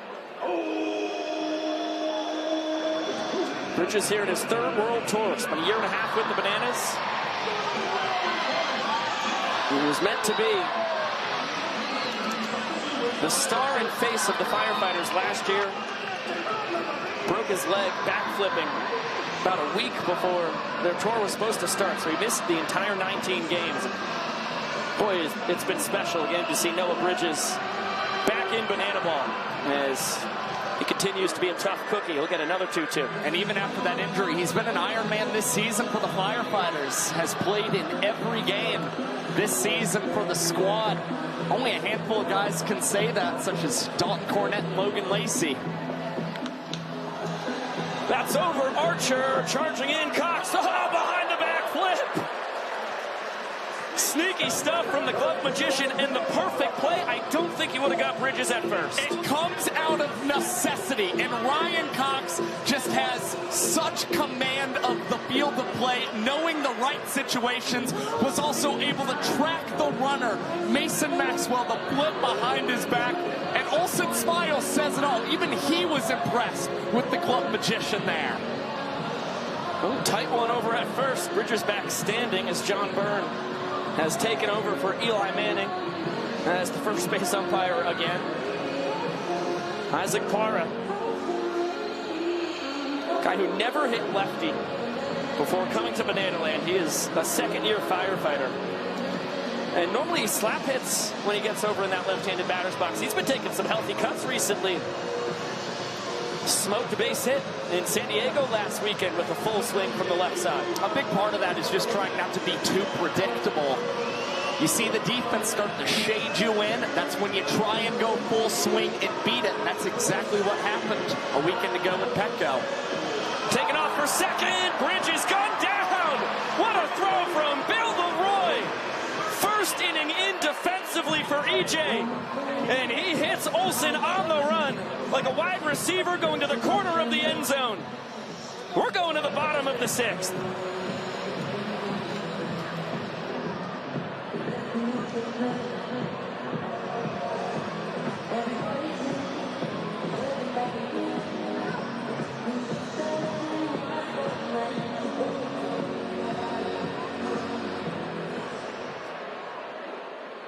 Fans, joining us as a special guest today, he served in World War II for us, representing the Navy, and he's 100 years old. Please welcome Dominic Murray.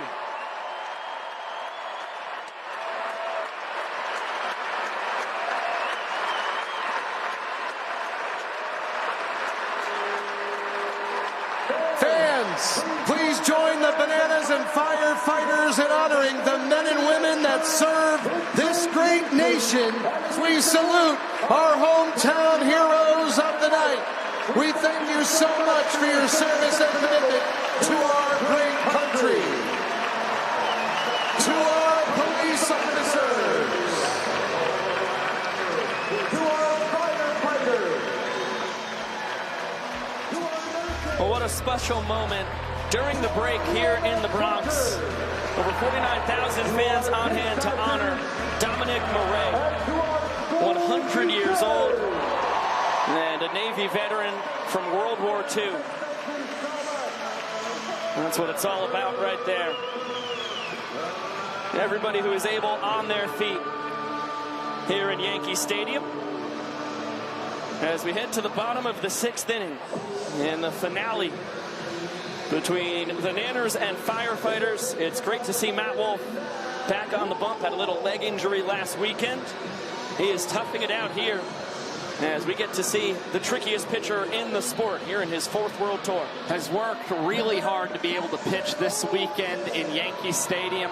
Told Val Perez and Corey Pye he felt great, now gets to pitch in the 6th inning against his former team and go to battle against a former teammate of his in Jackson Olsen, as you see Wolf still showing more support for the veterans, the folks who were a part of helping all of the people with 9/11 back in 2001.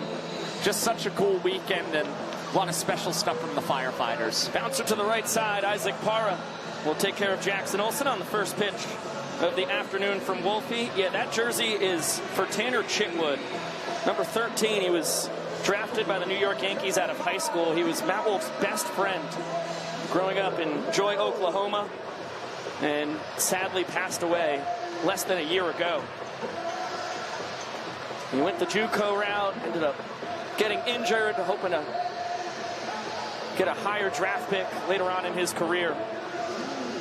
And really special that Matt Wolf gets to honor his high school best friend here in the Bronx. When Tanner was drafted by the Yankees out of high school.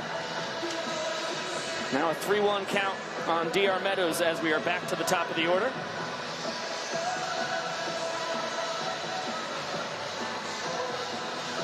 And the count runs full. The doctor not thrilled with the call there from Vincent Chapman. Trickability from Wolf on the payoff. And he misses down and in. DR can really run. He will test this Firefighters defense if he gets the right chance. But I think he made the right move. Firefighters, textbook on the sprint defense. Get it to all 7 fielders behind Wolf and Bridges as quick as humanly possible. Well, seeing as how the ball four sprints have been such a struggle for them this weekend, it is imperative that the defense is on their toes, able to transition that banana ball as quickly as possible to keep Bananas batters from reaching extra bases, as Wolf will check on Meadows and almost nabbed him at first base, with D-Mac now in for Stephen Cullen.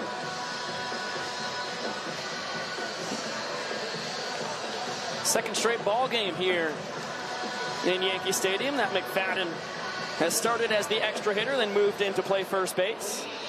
Now halfway through the game, as that one squibbed foul. 1-2 count on Dan Oberst, a fly out and pop out. Back in his original home state.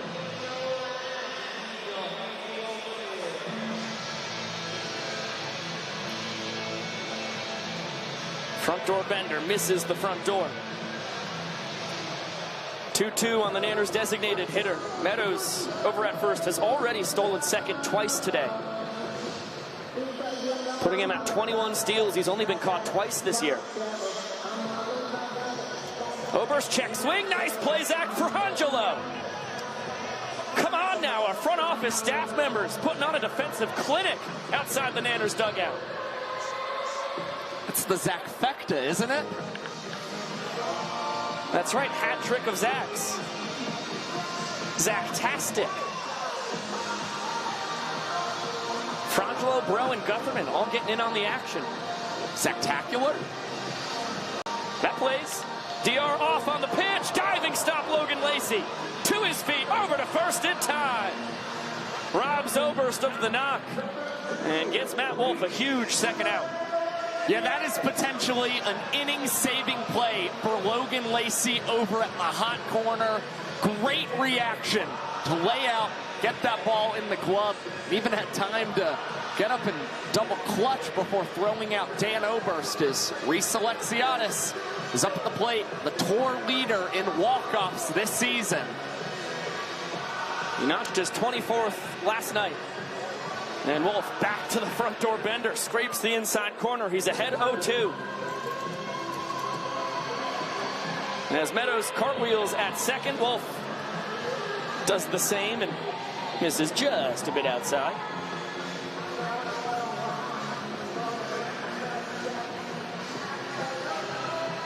Did he go? Yes, John Byrne says Alexiadis went around. That's the second time today. Super Reese has tried to check his swing, and John Byrne said, no, you went through. And it's the second strikeout this season for Matt Wolf. Still 2-2. We'll be right back with more Banana Ball.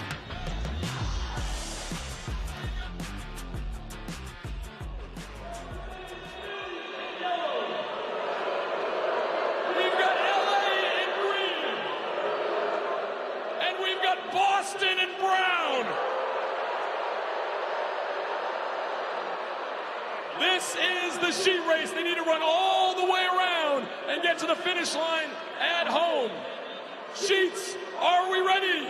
On your mark, get set, go. It's 4 sheets to the wind. Oh, Philly just ate sheet. This sheet's intense right here. Oh, LA is down. LA is down. New York City's in the lead. New York City's out. Boston is down. And here comes New York City with the win. And your winner, New York City.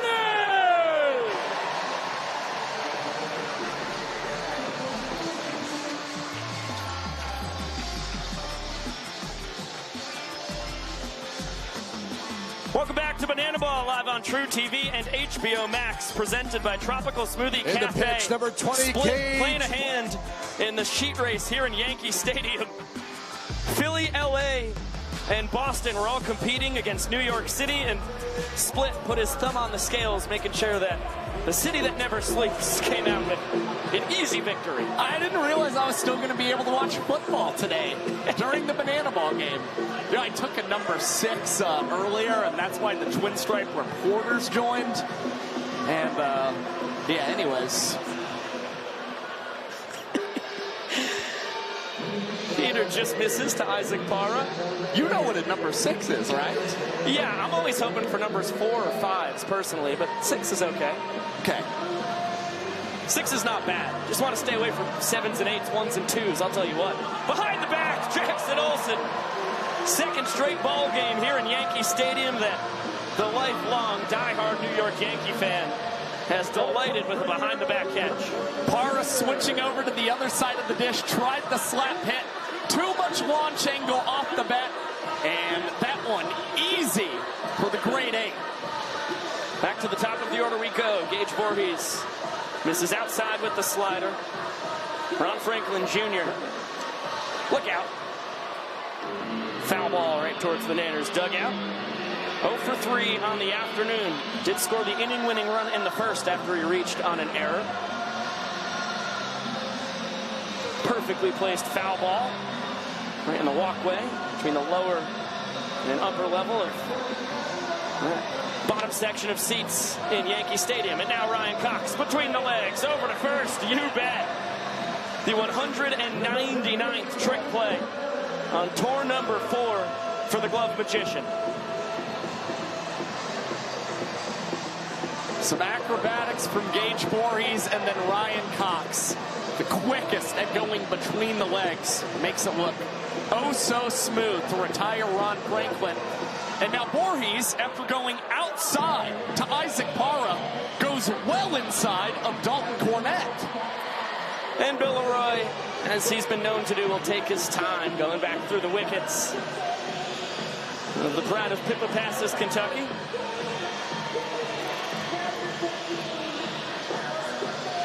Cornett had an RBI single in that 4-run 5th inning that tied this game back up at 2 runs apiece. His 20th run driven in on the tour for him, leading the Firefighters here into the Bermuda Triangle.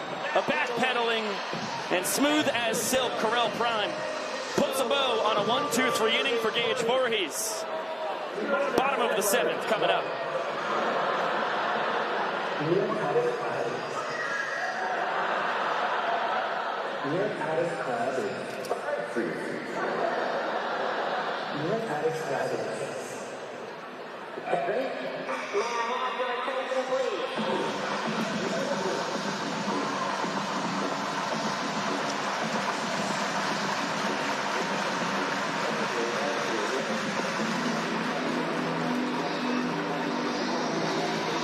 And YouTube, gosh, it has been too long since we've gotten to chat with you. We're about to have Mason Maxwell mic'd up in right field. Come on now. Kid's having a killer weekend. Gotta talk to him about it. Wow, the crowd sounds good in Mason's mic.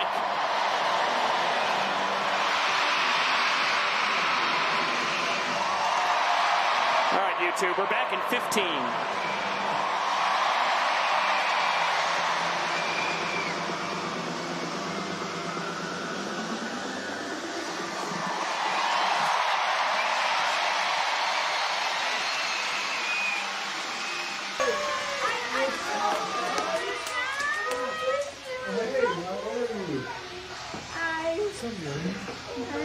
Steven, what's up, dude?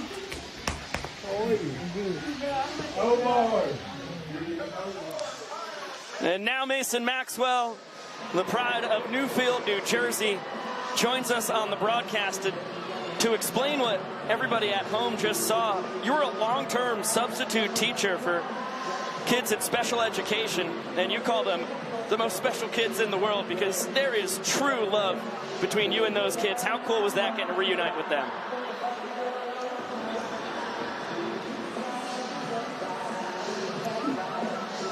Mason clearly getting nothing from us. Bark twice if you can hear us, Mason. Jump around, do some jumping jacks, push-ups. The worm, maybe.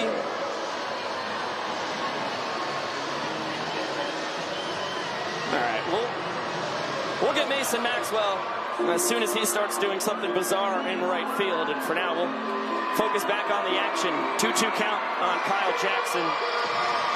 Marshall Schill, the new man out in the pen for the Firefighters. Maceo Harrison coaching third base in his unique style. And Isaac Parra between the legs to take care of KJ, who is 0 for 2 on the afternoon.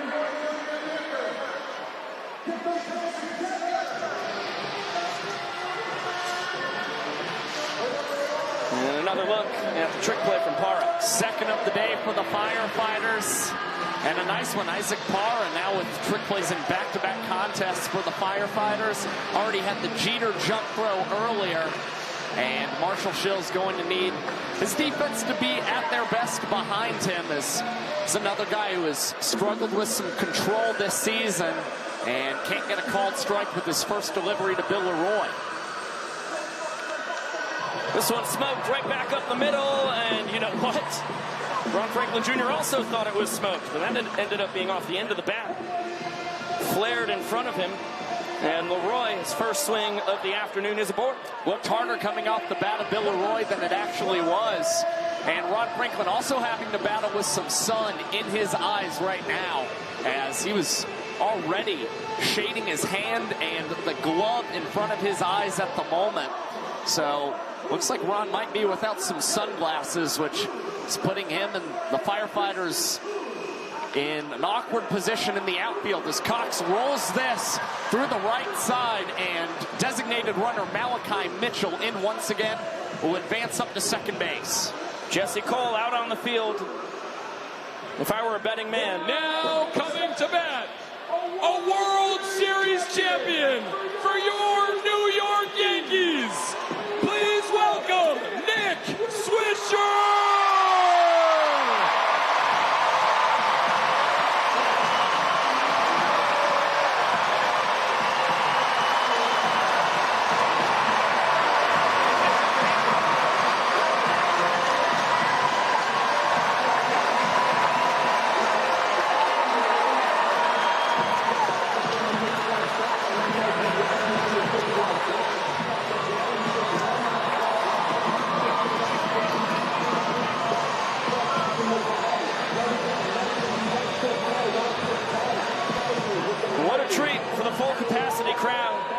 Here in Yankee Stadium.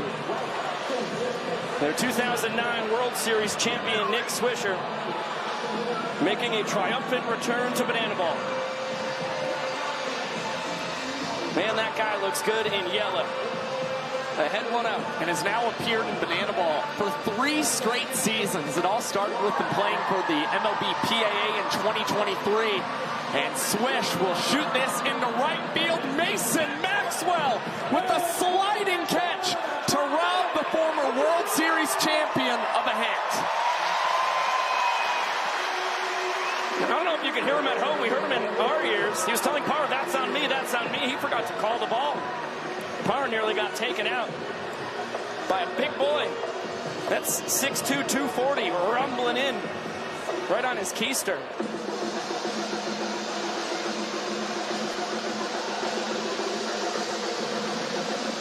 And now Correll Prime with 2 on and 2 down, as we are knotted at 2 in the last of the 7. Back up the middle. Did Prime Time do it again? Flash around third. Franklin up throwing. Never had a chance.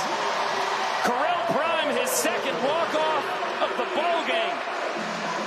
And the Nanners back ahead. They lead 3-2.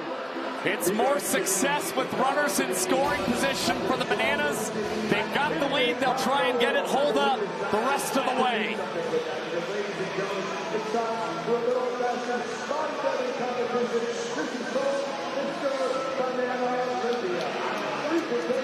They're going to give you their best poses, and you are going to have to decide who the winner is here today. All right, what is your name? Odin Swanson. All right, Bowden, how old are you? I'm 18 years old. All right, Bowden, give us your best pose for the crowd here. A little side chest, all right. It's pretty good, 18, young stud, looking good. All right, our next contestant, what is your name? Adam. Adam, how old are you, buddy? 44. 44. All right, Adam. Show us your moves here. Oh, the double by. Oh, in the back. That's pretty good, Adam. All right. Sir. All right. What is your name? My name is Joe. All right, Joe, how old are you? 67. Okay, Joe, give us your best pose.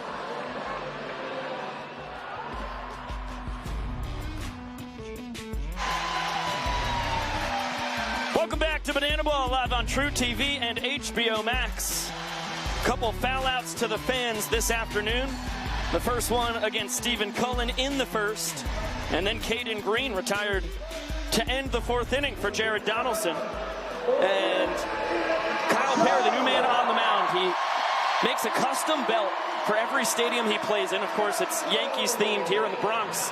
He got Garrett Cole to sign the Garrett Cole picture on his belt today, and he got Joe Torre to sign the Derek Jeter picture last night. So it's a pretty all-time weekend for KP when it comes to belt signatures. I mean, there aren't many guys on the Bananas who love the game of baseball more than Kyle Perry in his rookie season with this squad, and handled the ball for the 27th time this season. The rookie's been awfully impressive as of late. A lot of shutout frames. The strikeout numbers are starting to shoot up as well. He's got a 105 MPI plus. It's been 5% faster than the Tour average arm here in 2025. Logan Lacey with the ball and a strike on him after the foul off. 3, 4, and 5. Heart of the order due to swing it. Leaping catch. Kyle Jackson, highway robbery. Taking away extra bases from his counterpart. You can only keep KJ quiet for so long, and finally has that big moment that puts the crowd in awe. Hasn't done much with the bat. That's certainly a massive play with the glove here in the 8th inning. KP immediately back to work and gets a first pitch strike on Joe Lytle. For all the Noah Nisnik fans out there, you get a very similar arsenal with Kyle Perry as he somehow gets that one off the knob of the bat from Joe Lytle and Ty Jackson. So I think he might be starting some YouTube vlogs. Heck of a view with the camcorder. Do we have that camera rigged into the broadcast? I'd love the Ty cam. Looking at it, I don't think the technology works that way. Ty 2 cameraman. He's a hoot. I was blessed to have the camera thrust right into my face Friday during our rehearsal day here in Yankee Stadium.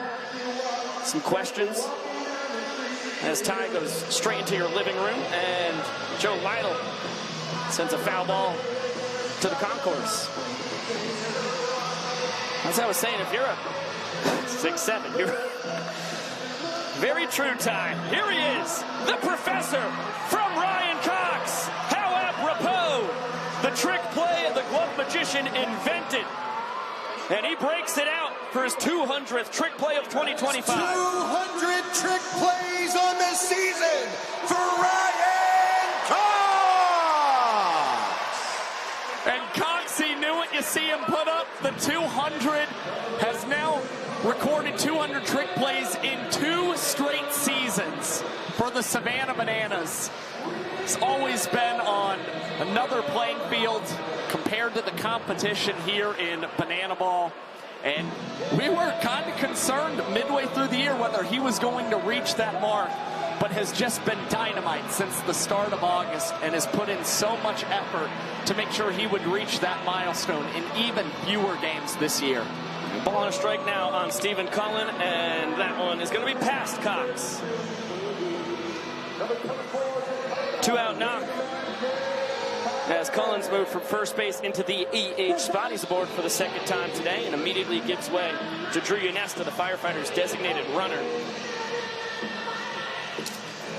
And that graphic you saw, I mean, it was not a lie. Cox became the first player in Bananaball history to a 200 trick play season. Last year, as D-Mac, a deep drive out to right center. Oh, Dakota McFadden! See ya!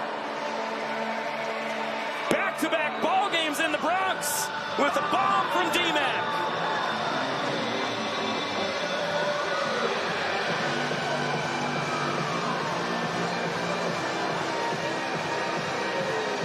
D-Mac, were you just saving them all for New York City? That's for the red, white, and blue. We remember, baby. We remember. 2 in a weekend, boys.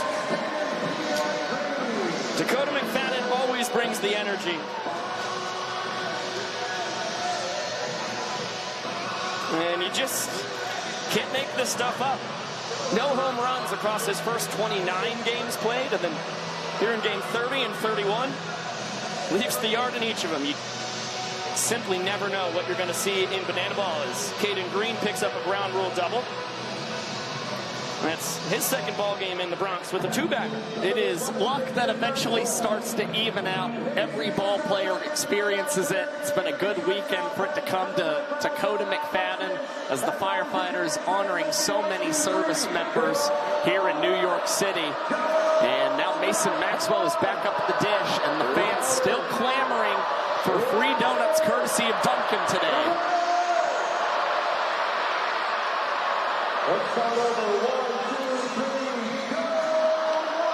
Mason Maxwell gives the fans a chance to make it out themselves.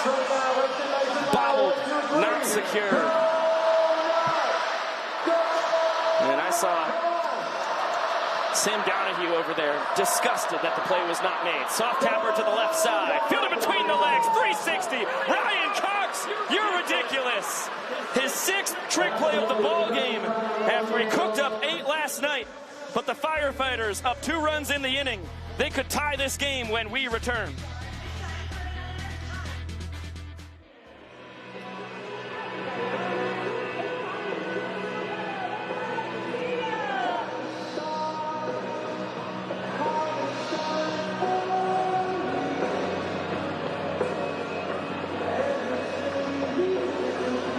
Sing it loud, New York!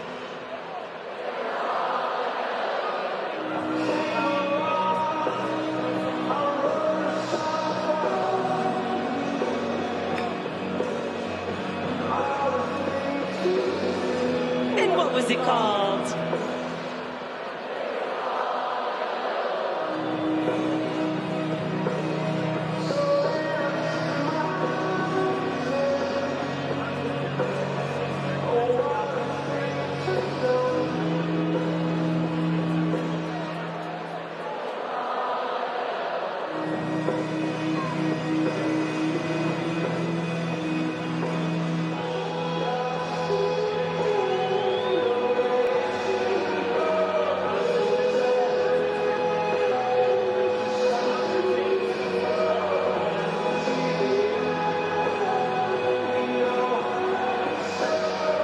We love you so much, Banana Nation, and my friend Emily has something to say too.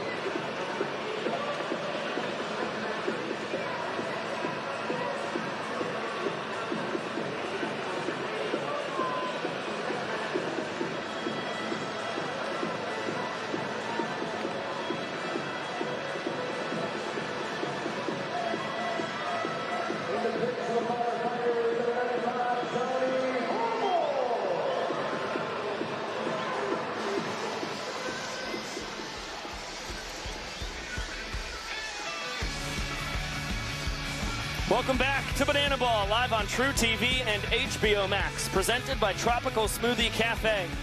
We head to the bottom of the 8th inning in the Bronx.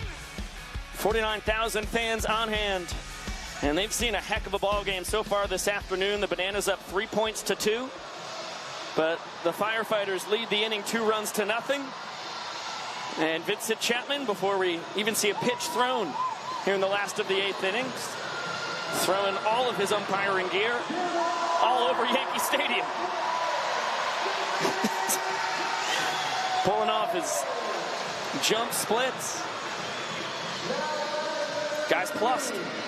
What can you say? And the guy who's plussed right now is Johnny Hummel on the pitcher's mound for the Firefighters. We talk so much about how good Ben Dunn has been this season, but Hummel is a secondary, high-leverage arm that the Firefighters really trust, striking out 16.5% of the batters he's faced, and he's only allowed 5 sprints and is not allowed a home run either on this tour. He controls his controllables so well, and that's what makes him a favorite in this Firefighters pen. Danny Hosley with a ball and 2 strikes. Has to look out for fastball, curveball, slider.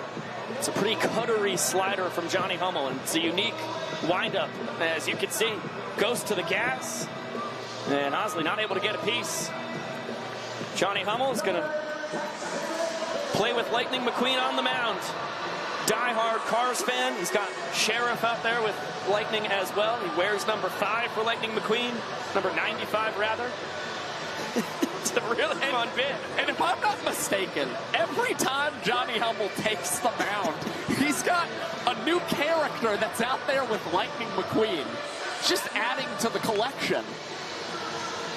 Ball and a strike on Jackson Olsen.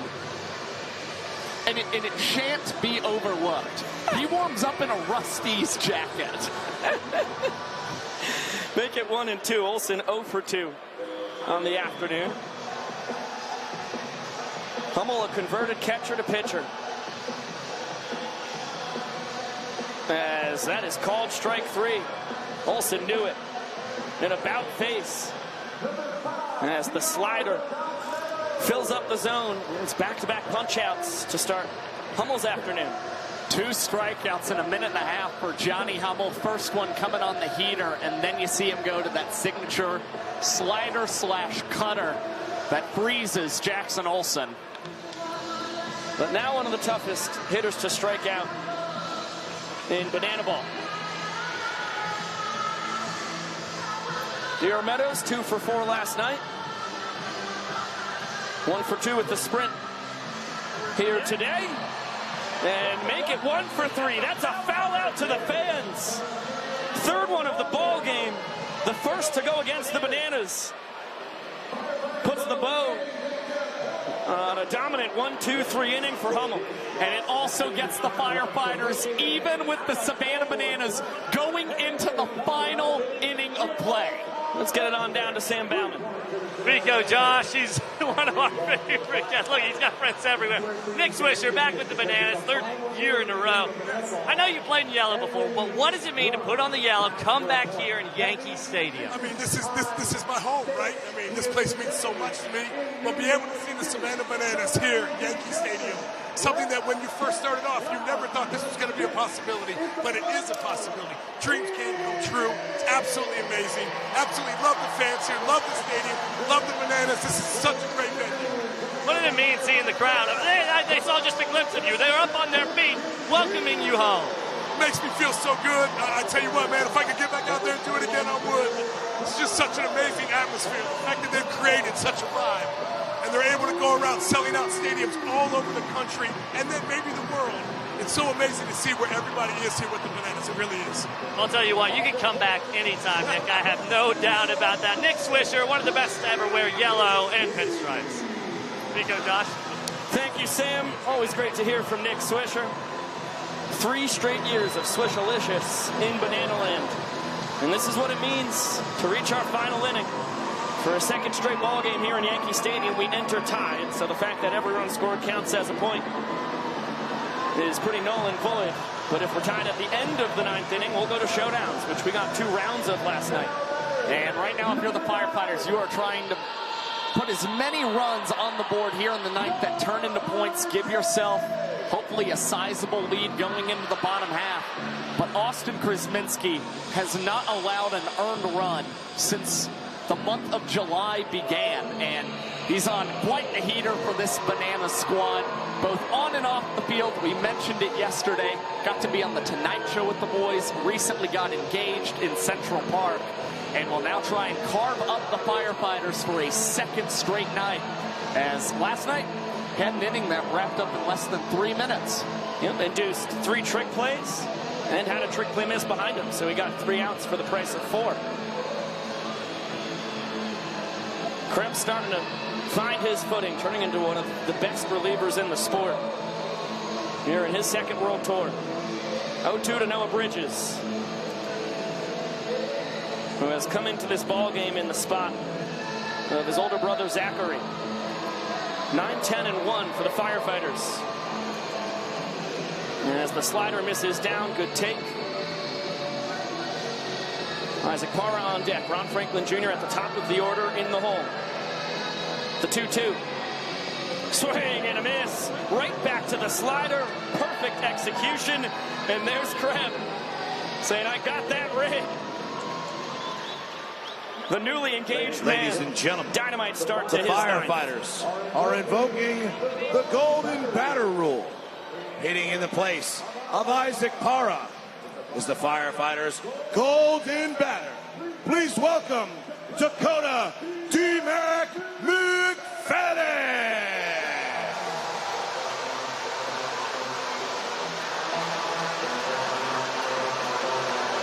So D-Mac, who hit the 2-run homer that was the difference in the 8th inning. Right back in the middle of the drama. It's the Firefighters Golden Batter here in the 10-hole. And a slow tapper to the left side. KJ between the legs takes care of McFadden. And it will just be 2 home runs across the weekend for D-Mac here in the Bronx. Well, there's always 2 strategies you can use as a manager when thinking about how to utilize the golden batter. It's either go to the guy with the best numbers against the man on the mound or ride the hot bat. The latter is what Val Perez and the Firefighters decided on, and D-Mac grounds out. And hopefully the Firefighters able to bring up Logan Lacey, who is 4 for 6 against the Chris Monster this season. He's in the hole. Cornette on deck. Ron Franklin Jr. at the dish. Swings through the fastball behind 0-2. It's low to mid-90s with the gas, and Krem is feeling it, as is hot boy Ron.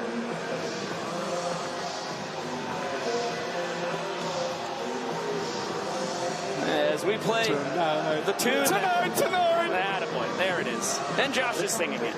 It's the song that... It's taken over Bananaball. It's going to take over the world. Correct. But it will not help Ron Franklin Jr. out here. Krem blows the gas by him again. Picks up a couple Ks, a 1-2-3 inning. And boy, he was dynamite this weekend in New York. I mean, he's just having fun in all facets of life right now. And the Chris Monster gets a second strikeout in a 2-minute and 20-second inning. Well, the song that Hot Boy Ron and Javon Ray created plays in Yankee Stadium.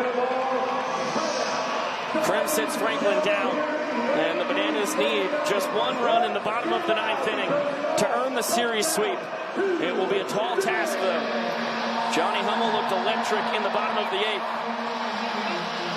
He struck out 2, induced a foul out to the fans. A 1-2-3 inning of his own. And now the man out of Matthews, North Carolina. He was a fantastic closer at Erskine for 4 years. Dynamite once again, 2024 at the University of Kentucky. Trying to get this thing to showdowns. Zach Gutherman getting the shot. The Zacks continue to dominate as well here in the Big Apple.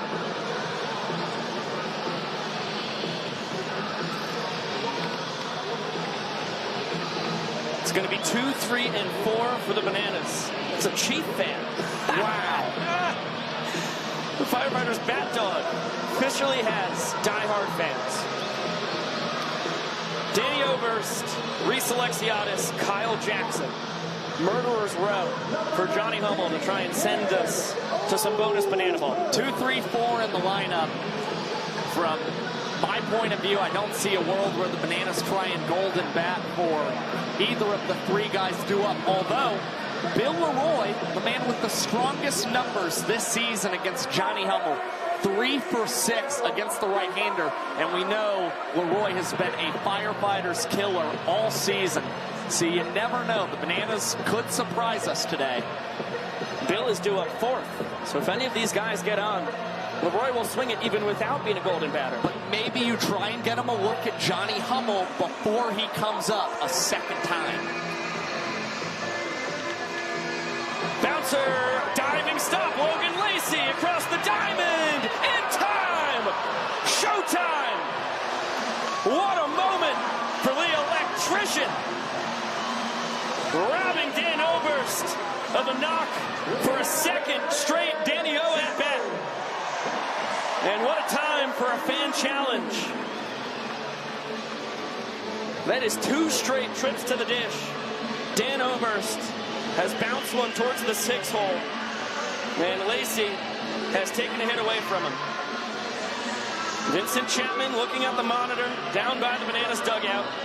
He needs clear evidence that Dan's foot beat the ball into the glove, and we're seeing the exact opposite. This call is confirmed quickly. Excellent work from our folks in the control room in Savannah. On the field is confirmed. He might not be named Zach, but Kwanzi dominating on the replay machine this afternoon. And Lacey, just insane. Quiet from a trick play standpoint this weekend. I'll tell you what, the glove is just otherworldly for Showtime. And he did it twice now against Danny Barrels. That is unbelievable. A play of extreme magnitude, especially if we see this game go to showdowns a second straight ball game. The calendar crew leading the folks in a little YMCA. As Reese Alexiadis works the count to 2-1. Super Reese 0 for 3, a couple strikeouts. And he chops one to Lacey. Able to knock it down. A seed across the diamond. And the Tallahassee kid continues to delight at the hot corner this afternoon. They get one more look. Lacey just knocking the banana ball down, not hurrying himself despite the speed of Reese Alexiadis. And in banana ball, when you're playing good and having fun, just adds to you feeling great out there. I wouldn't be surprised if we push into showdowns. Lacey's the man sent to the plate, seeing as how he's got so much confidence right now. Peter just misses wide. 2 balls and no strikes to Kyle Jackson. 0 for 2 on the day. Big swing, looking for the short porch. He has 2 home runs here on his first full Banana Ball World Tour. Most recently, a walk-off homer in PNC Park in Pittsburgh. It was just 2 weekends ago. But he does what he does best right here. Earns himself a sprint, and he's going to go for 2 bases. It's got to get to the outfielders. Bang, bang! In time! Oh, the Firefighters sprint defense has been dynamic here in Yankee Stadium. It starts with an inning-saving play from Logan Lacey, and it ends with incredible ball 4 sprint defense from the Firefighters as you see Jackson slid in just a little too early, got caught up in the dirt, and we're going to showdowns. Welcome to the showdown! One of the greatest catches in showdown history! Are you kidding me? In time! Unreal! Left the arm! To throw the ball! He's down! Are you kidding me? It's good for the fan! It's over! Showdown! You wouldn't believe it! Well, these ball games in Yankee Stadium have been unbelievable. We go to showdowns for a second straight contest. And it'll be Austin Krasminski and Reese Alexiadis, the pitcher and fielder for the Nanners. We have yet to see who will hit for the Firefighters. If we get to round 2, the fielder is removed. If we go to round 3, the fielder's back and the bases are juiced. And Joe Lytle is the man swinging the lumber in the on-deck circle. Nana's mascot Split cannot handle the stress. Last night, it was Danny Hosley who got a 1-2-3, top of the 9th with a couple strikeouts, which is exactly what Austin Krasminski did today. Then Hosley struck out Joe Lytle on a high fastball. Then he struck out Dalton Cornett on a high fastball in round 2 of showdowns.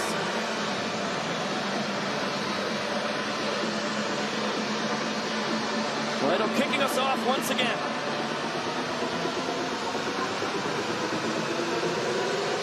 And Krem misses with the slider.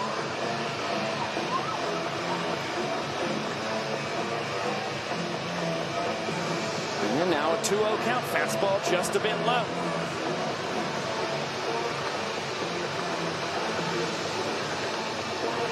Lytle to the seats. Can the fans come up clutch? No.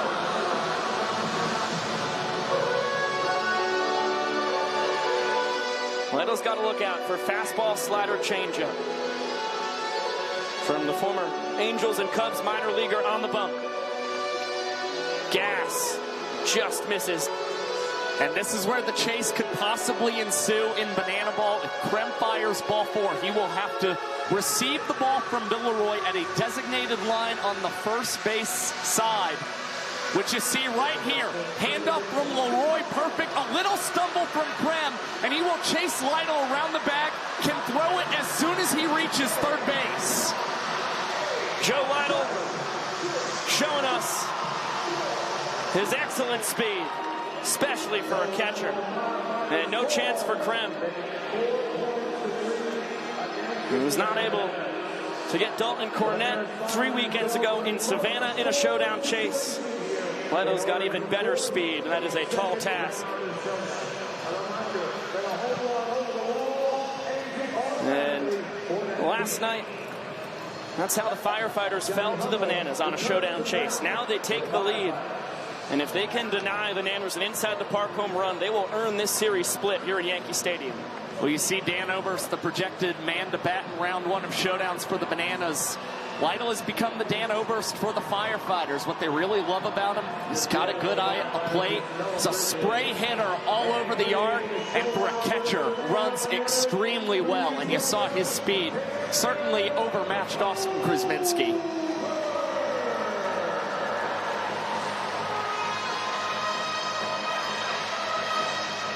Johnny Hummel was able to induce soft contact against Dan Oberst in the Firefighters' victory in showdowns. That very same game back in Savannah 3 weekends ago.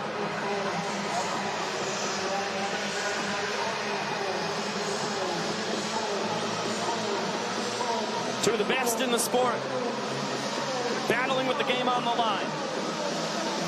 And a check swing, did he go? Vincent Chapman does not appeal. He makes the call himself. He says yes. Oberst went around. Swing and a miss. The slider gets strike 2, and the Firefighters are a strike away. Dan Oberst lines this to right. Noah Bridges can really fly. Oberst around second. Bridges to the ball. He fires it in. Dan around third. Hummel the relay. He throws it to the backstop. Oh, a disastrophe for the Firefighters. And we are going to round 2 in showdowns.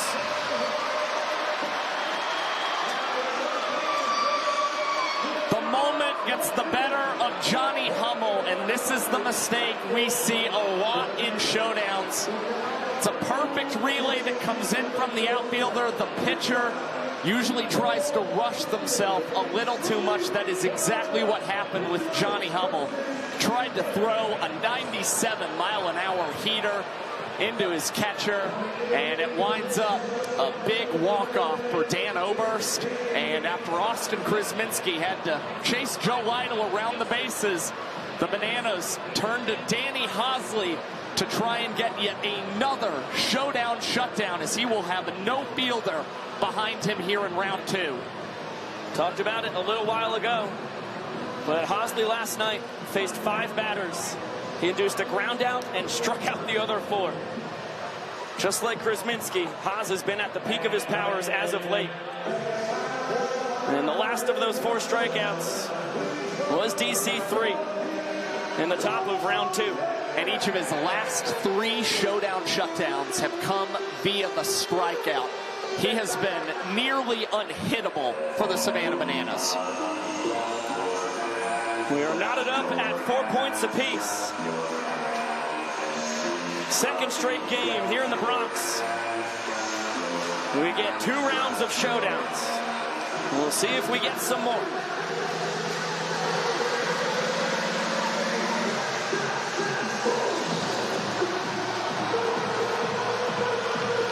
This one yanked down the right field line. It should do the job. All the way to the corner. Cornette around second as Hosley, with a tough bounce, had to take a unique route. He'll show off the hose, but not in time. Dalton Cornette comes through in the clutch. And the Firefighters are back out in front. It's been the most consistent bat in the Firefighters lineup all season. He just continues to make solid contact for this Firefighter squad. That's exactly what you want to see from a batter in showdowns if they're not going to leave the yard. Lace it. You hope the banana ball is going to just roll all the way to the wall, which it does. And the Firefighters also get the friendly carom off the wall that sets up Cornette with an easy score. Johnny Hummel with another opportunity to win this game for the Firefighters. He executed when it came to his pitch. He just sailed the throw home on the relay, something we saw John Reed do 2 nights ago in San Antonio, and have seen so many times before from many a pitcher in banana ball. DR able to check his swing. Ball and a strike on the Nanners center fielder and team leader in batting average. That's soft contact. Hummel racing out, and it will fall down in shallow right. Taking his time. That'll do it. Johnny Hummel, the hero, as the Firefighters earn the series split in Yankee Stadium. The tag on the doctor, and a hard-earned 5-4 victory for the Firefighters in the Bronx.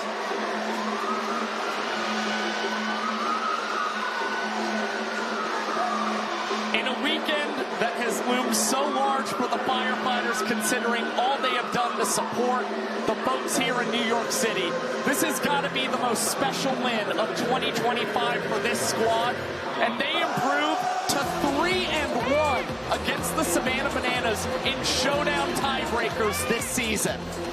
They have been so impressive when we get to bonus banana ball.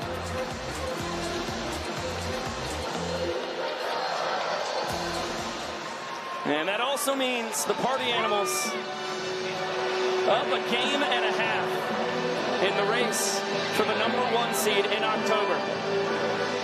Folks in the Party Animals kingdom have to be ecstatic that the Firefighters were able to pull this one out. Makes things a lot easier for the Party Animals. You just got to make sure that they can come away with that sweep against the Texas Tailgaters next weekend. Their magic number is down to 2.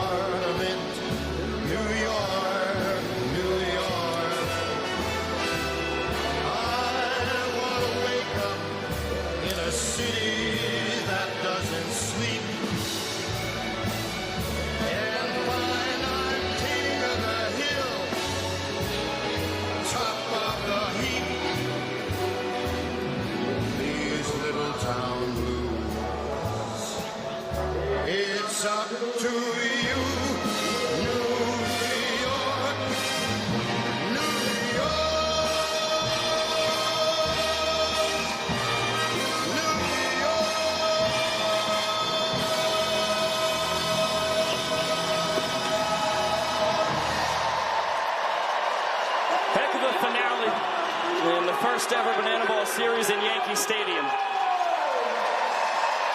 And watching some of our guys through the kick line, a reminder, we get tremendous baseball players and teach them how to dance. We do not get dancers and teach them how to play baseball. I'm talking to you, Dalton Cornette. And he's one of the best in our young sports history. Let's get it down to Zach Staten. D-Mac, what an unbelievable weekend for you. 2 big flies here at Yankee Stadium. How do you feel after the weekend? It's a loss for words. It's poetic. You know, I mean, you saw those guys that came out last night. We carried that banner. That's the banner. And, you know, like, just for me, being the son of a firefighter, a nephew, a grandson, I mean, it means the world to me. It means the world to this team, this organization. I mean, we both honored those guys. They said that was the best day of their lives since September 12, 2001. And we remember. We will always remember. And just being able to play here in Yankee Stadium, just being honoring those guys honoring a World War II veteran, the people that served this country, that serve across the world, just putting others in front of themselves. Like, I mean, this may be just a game, but it's more than a game, and especially what we play for and everything that we stand for, it has been unbelievable. Last night, a firefighter came up to you and said, even though you guys lost, you were winners in their hearts. How good does it feel to get one officially in the scorebooks for them tonight? It feels great. I mean, no matter what, we won. All of us won. I mean, the battle was won already. And then now we get to be out here to honor those guys. We got to see them. They lived through that, and then they're able to be here by the grace of God. And those 343 members that aren't here anymore, they were here this weekend with all of us, Bananas and Firefighters both. And then just being able to do this and bring joy to all these people. I mean, look around. There wasn't nothing but a smiling face. Yeah, there was tears from what happened yesterday that happened today, but it doesn't matter because we brought joy to over 50,000 people, 100,000 people rather, over the course of 2 days, and that's just been unbelievable. And honoring all those people that serve us, that we are able to do what we do, and we have our freedom because of that. It has been unbelievable, and I couldn't be more thankful and be more blessed to be a part of the organization and a part of this team. Man, T-Mac, appreciate your time, brother. They got to win, boys, in New York City, and you can see the impact. Back to you guys. That's an impressive series split earned by the Firefighters. Dakota McFadden, your showman of the game, homered in both ball games here in Yankee Stadium, and a well-earned showman performance from the man in his 5th World Tour. Yeah, I mean, we've known the bat has been dangerous throughout his banana ball career, but New York, one of the standout weekends for Dakota McFadden across his illustrious time in banana ball, connected with 2 home runs this weekend. And we can't forget, for a man who started in the extra hitter spot each of the last 2 ball games, he appeared at first base for this squad as well, had a big play in last night's game that sent the ball game into showdowns. And McFadden, very deserving of this Showman Award once again. Let's get it down to Sam Bauman so we can hear from Jesse Cole. Yeah, Biko, Josh, what a weekend it has been here in New York. They call it the Big Apple for a big reason. Everything seems bigger here, Jesse. The shows we put on this weekend, the performance by the players on the field. I mean, we saw Ryan Cox 8 trick plays last night, over 200 on the season. How do you encapsulate what has just happened here in New York City? Well, there was a reason we were here this weekend, this time, with the Firefighters, the Bananas, starting last night with honoring, the firefighters that were there in 9/11, and a tribute to them, an emotional scene. You could see the whole stadium standing emotional, bringing people together. And then there were the Firefighters to cap it off with a win like this tonight when they needed it as well, and to see the whole stadium cheering for them. The Bananas are the team everybody knows, but they're cheering from them. And I think, again, right now in the world, bringing people together, bringing people with joy, looking out and saying, hey, we're going to honor people, we're going to do tributes to people. I think it's so important in the whole concept of bringing people together. And I'm just so proud of what's happened this weekend, because I think it's important. It's important for the world, and we're so glad to be a part of it. Jesse, you talk about putting on something big, bringing a lot of joy. I mean, we jam-packed that game yesterday full of joy. We had 3 big performances between the 2 teams. We got 2 hours to fit that in, and we did it. What does that say about the team, everybody behind the scenes, making something like that happen? Well, people don't know, you're watching a game, and not in baseball, there's no time limit. But we are watching it because we know that the best shows are under 2 hours. And to see, yes, with the big-time Rush performance, the Hamilton performances, and all the big entrances, we were in trouble. And I'll tell you, I don't start, getting antsy and panicking much during the game. I was there yesterday. And to see what the guys did, I mean, you look at our whole entertainment team and the coaches and the teams. I mean, I spoke to the Firefighters mid-game. Gilly's talking to players and go, hey, we got to work fast. The fans deserve a 9-inning show, and we pulled it off, and then it got to showdowns. And it's just a testament of everyone understanding what comes first. And it's not just about your own at-bats. It's not just about your time on the mound, your time in the field. It's the best possible experience for the fans. And when everyone's working together on that, you're able to put together a pretty impressive show. Impressive what you pulled off tonight, too. I don't want this to go without mentioning, Biko and Josh said it, Eli Manning being out there, that was a secret of all secrets. Players didn't know, the broadcast didn't know. How do you pull that off? And feels like it was worth it, huh? Yeah, I had that one tucked on my yellow sleeves right here. That was something that we heard from the Giants, months ago, and Eli's such a good sport and fan of what we're doing. And so we started having, talks. What could we do that no one knows? And he's known for going undercover. And we said, how can we do it and not tell anybody? And it was funny. I'm up before the game, and I'm up in his suite, and I bring in one of the umpires. We're teaching him how to umpire first base, his positioning. I put my script down as a base, and we're talking about this. All right, he's here, set up here, and we're going through it. And, unbelievable person, human being. And, see him stay to the whole game, pictures, acknowledging the fans. He is fans first through and through. There's a reason why he was so successful. Obviously very talented, but he also, just like us, understands what matters most. And for him to be there, have that moment, to see the crowd, full standing ovation. I mean, those are moments that we love to create every night. And Jesse, finally, quickly here, New York's been big. You think we come back? When you see the past 2 nights and you know the opportunities in this city, and you look at some of the greatest shows, some of the greatest performers, some of the greatest entertainers, there were some in the audience tonight that many people don't know that were watching that actually talked to us during the show that they want to be a part of it. I think there's a good sign that we should come back here in the future, and that's how we look at it. We look, how can we create the greatest shows at the greatest markets for the greatest amount of people? And October 9th, we will reveal everything, but I'll tell you, I can't wait to hopefully come back to this city and many cities next year. All right, quite the tease there from Jesse Cole, Biko, Josh.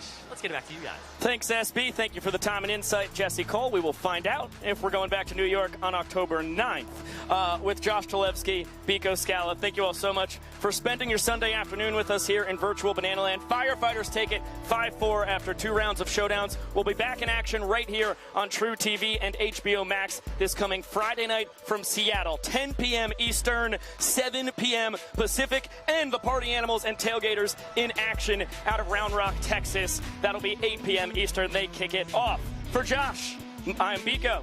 We are seeing. See you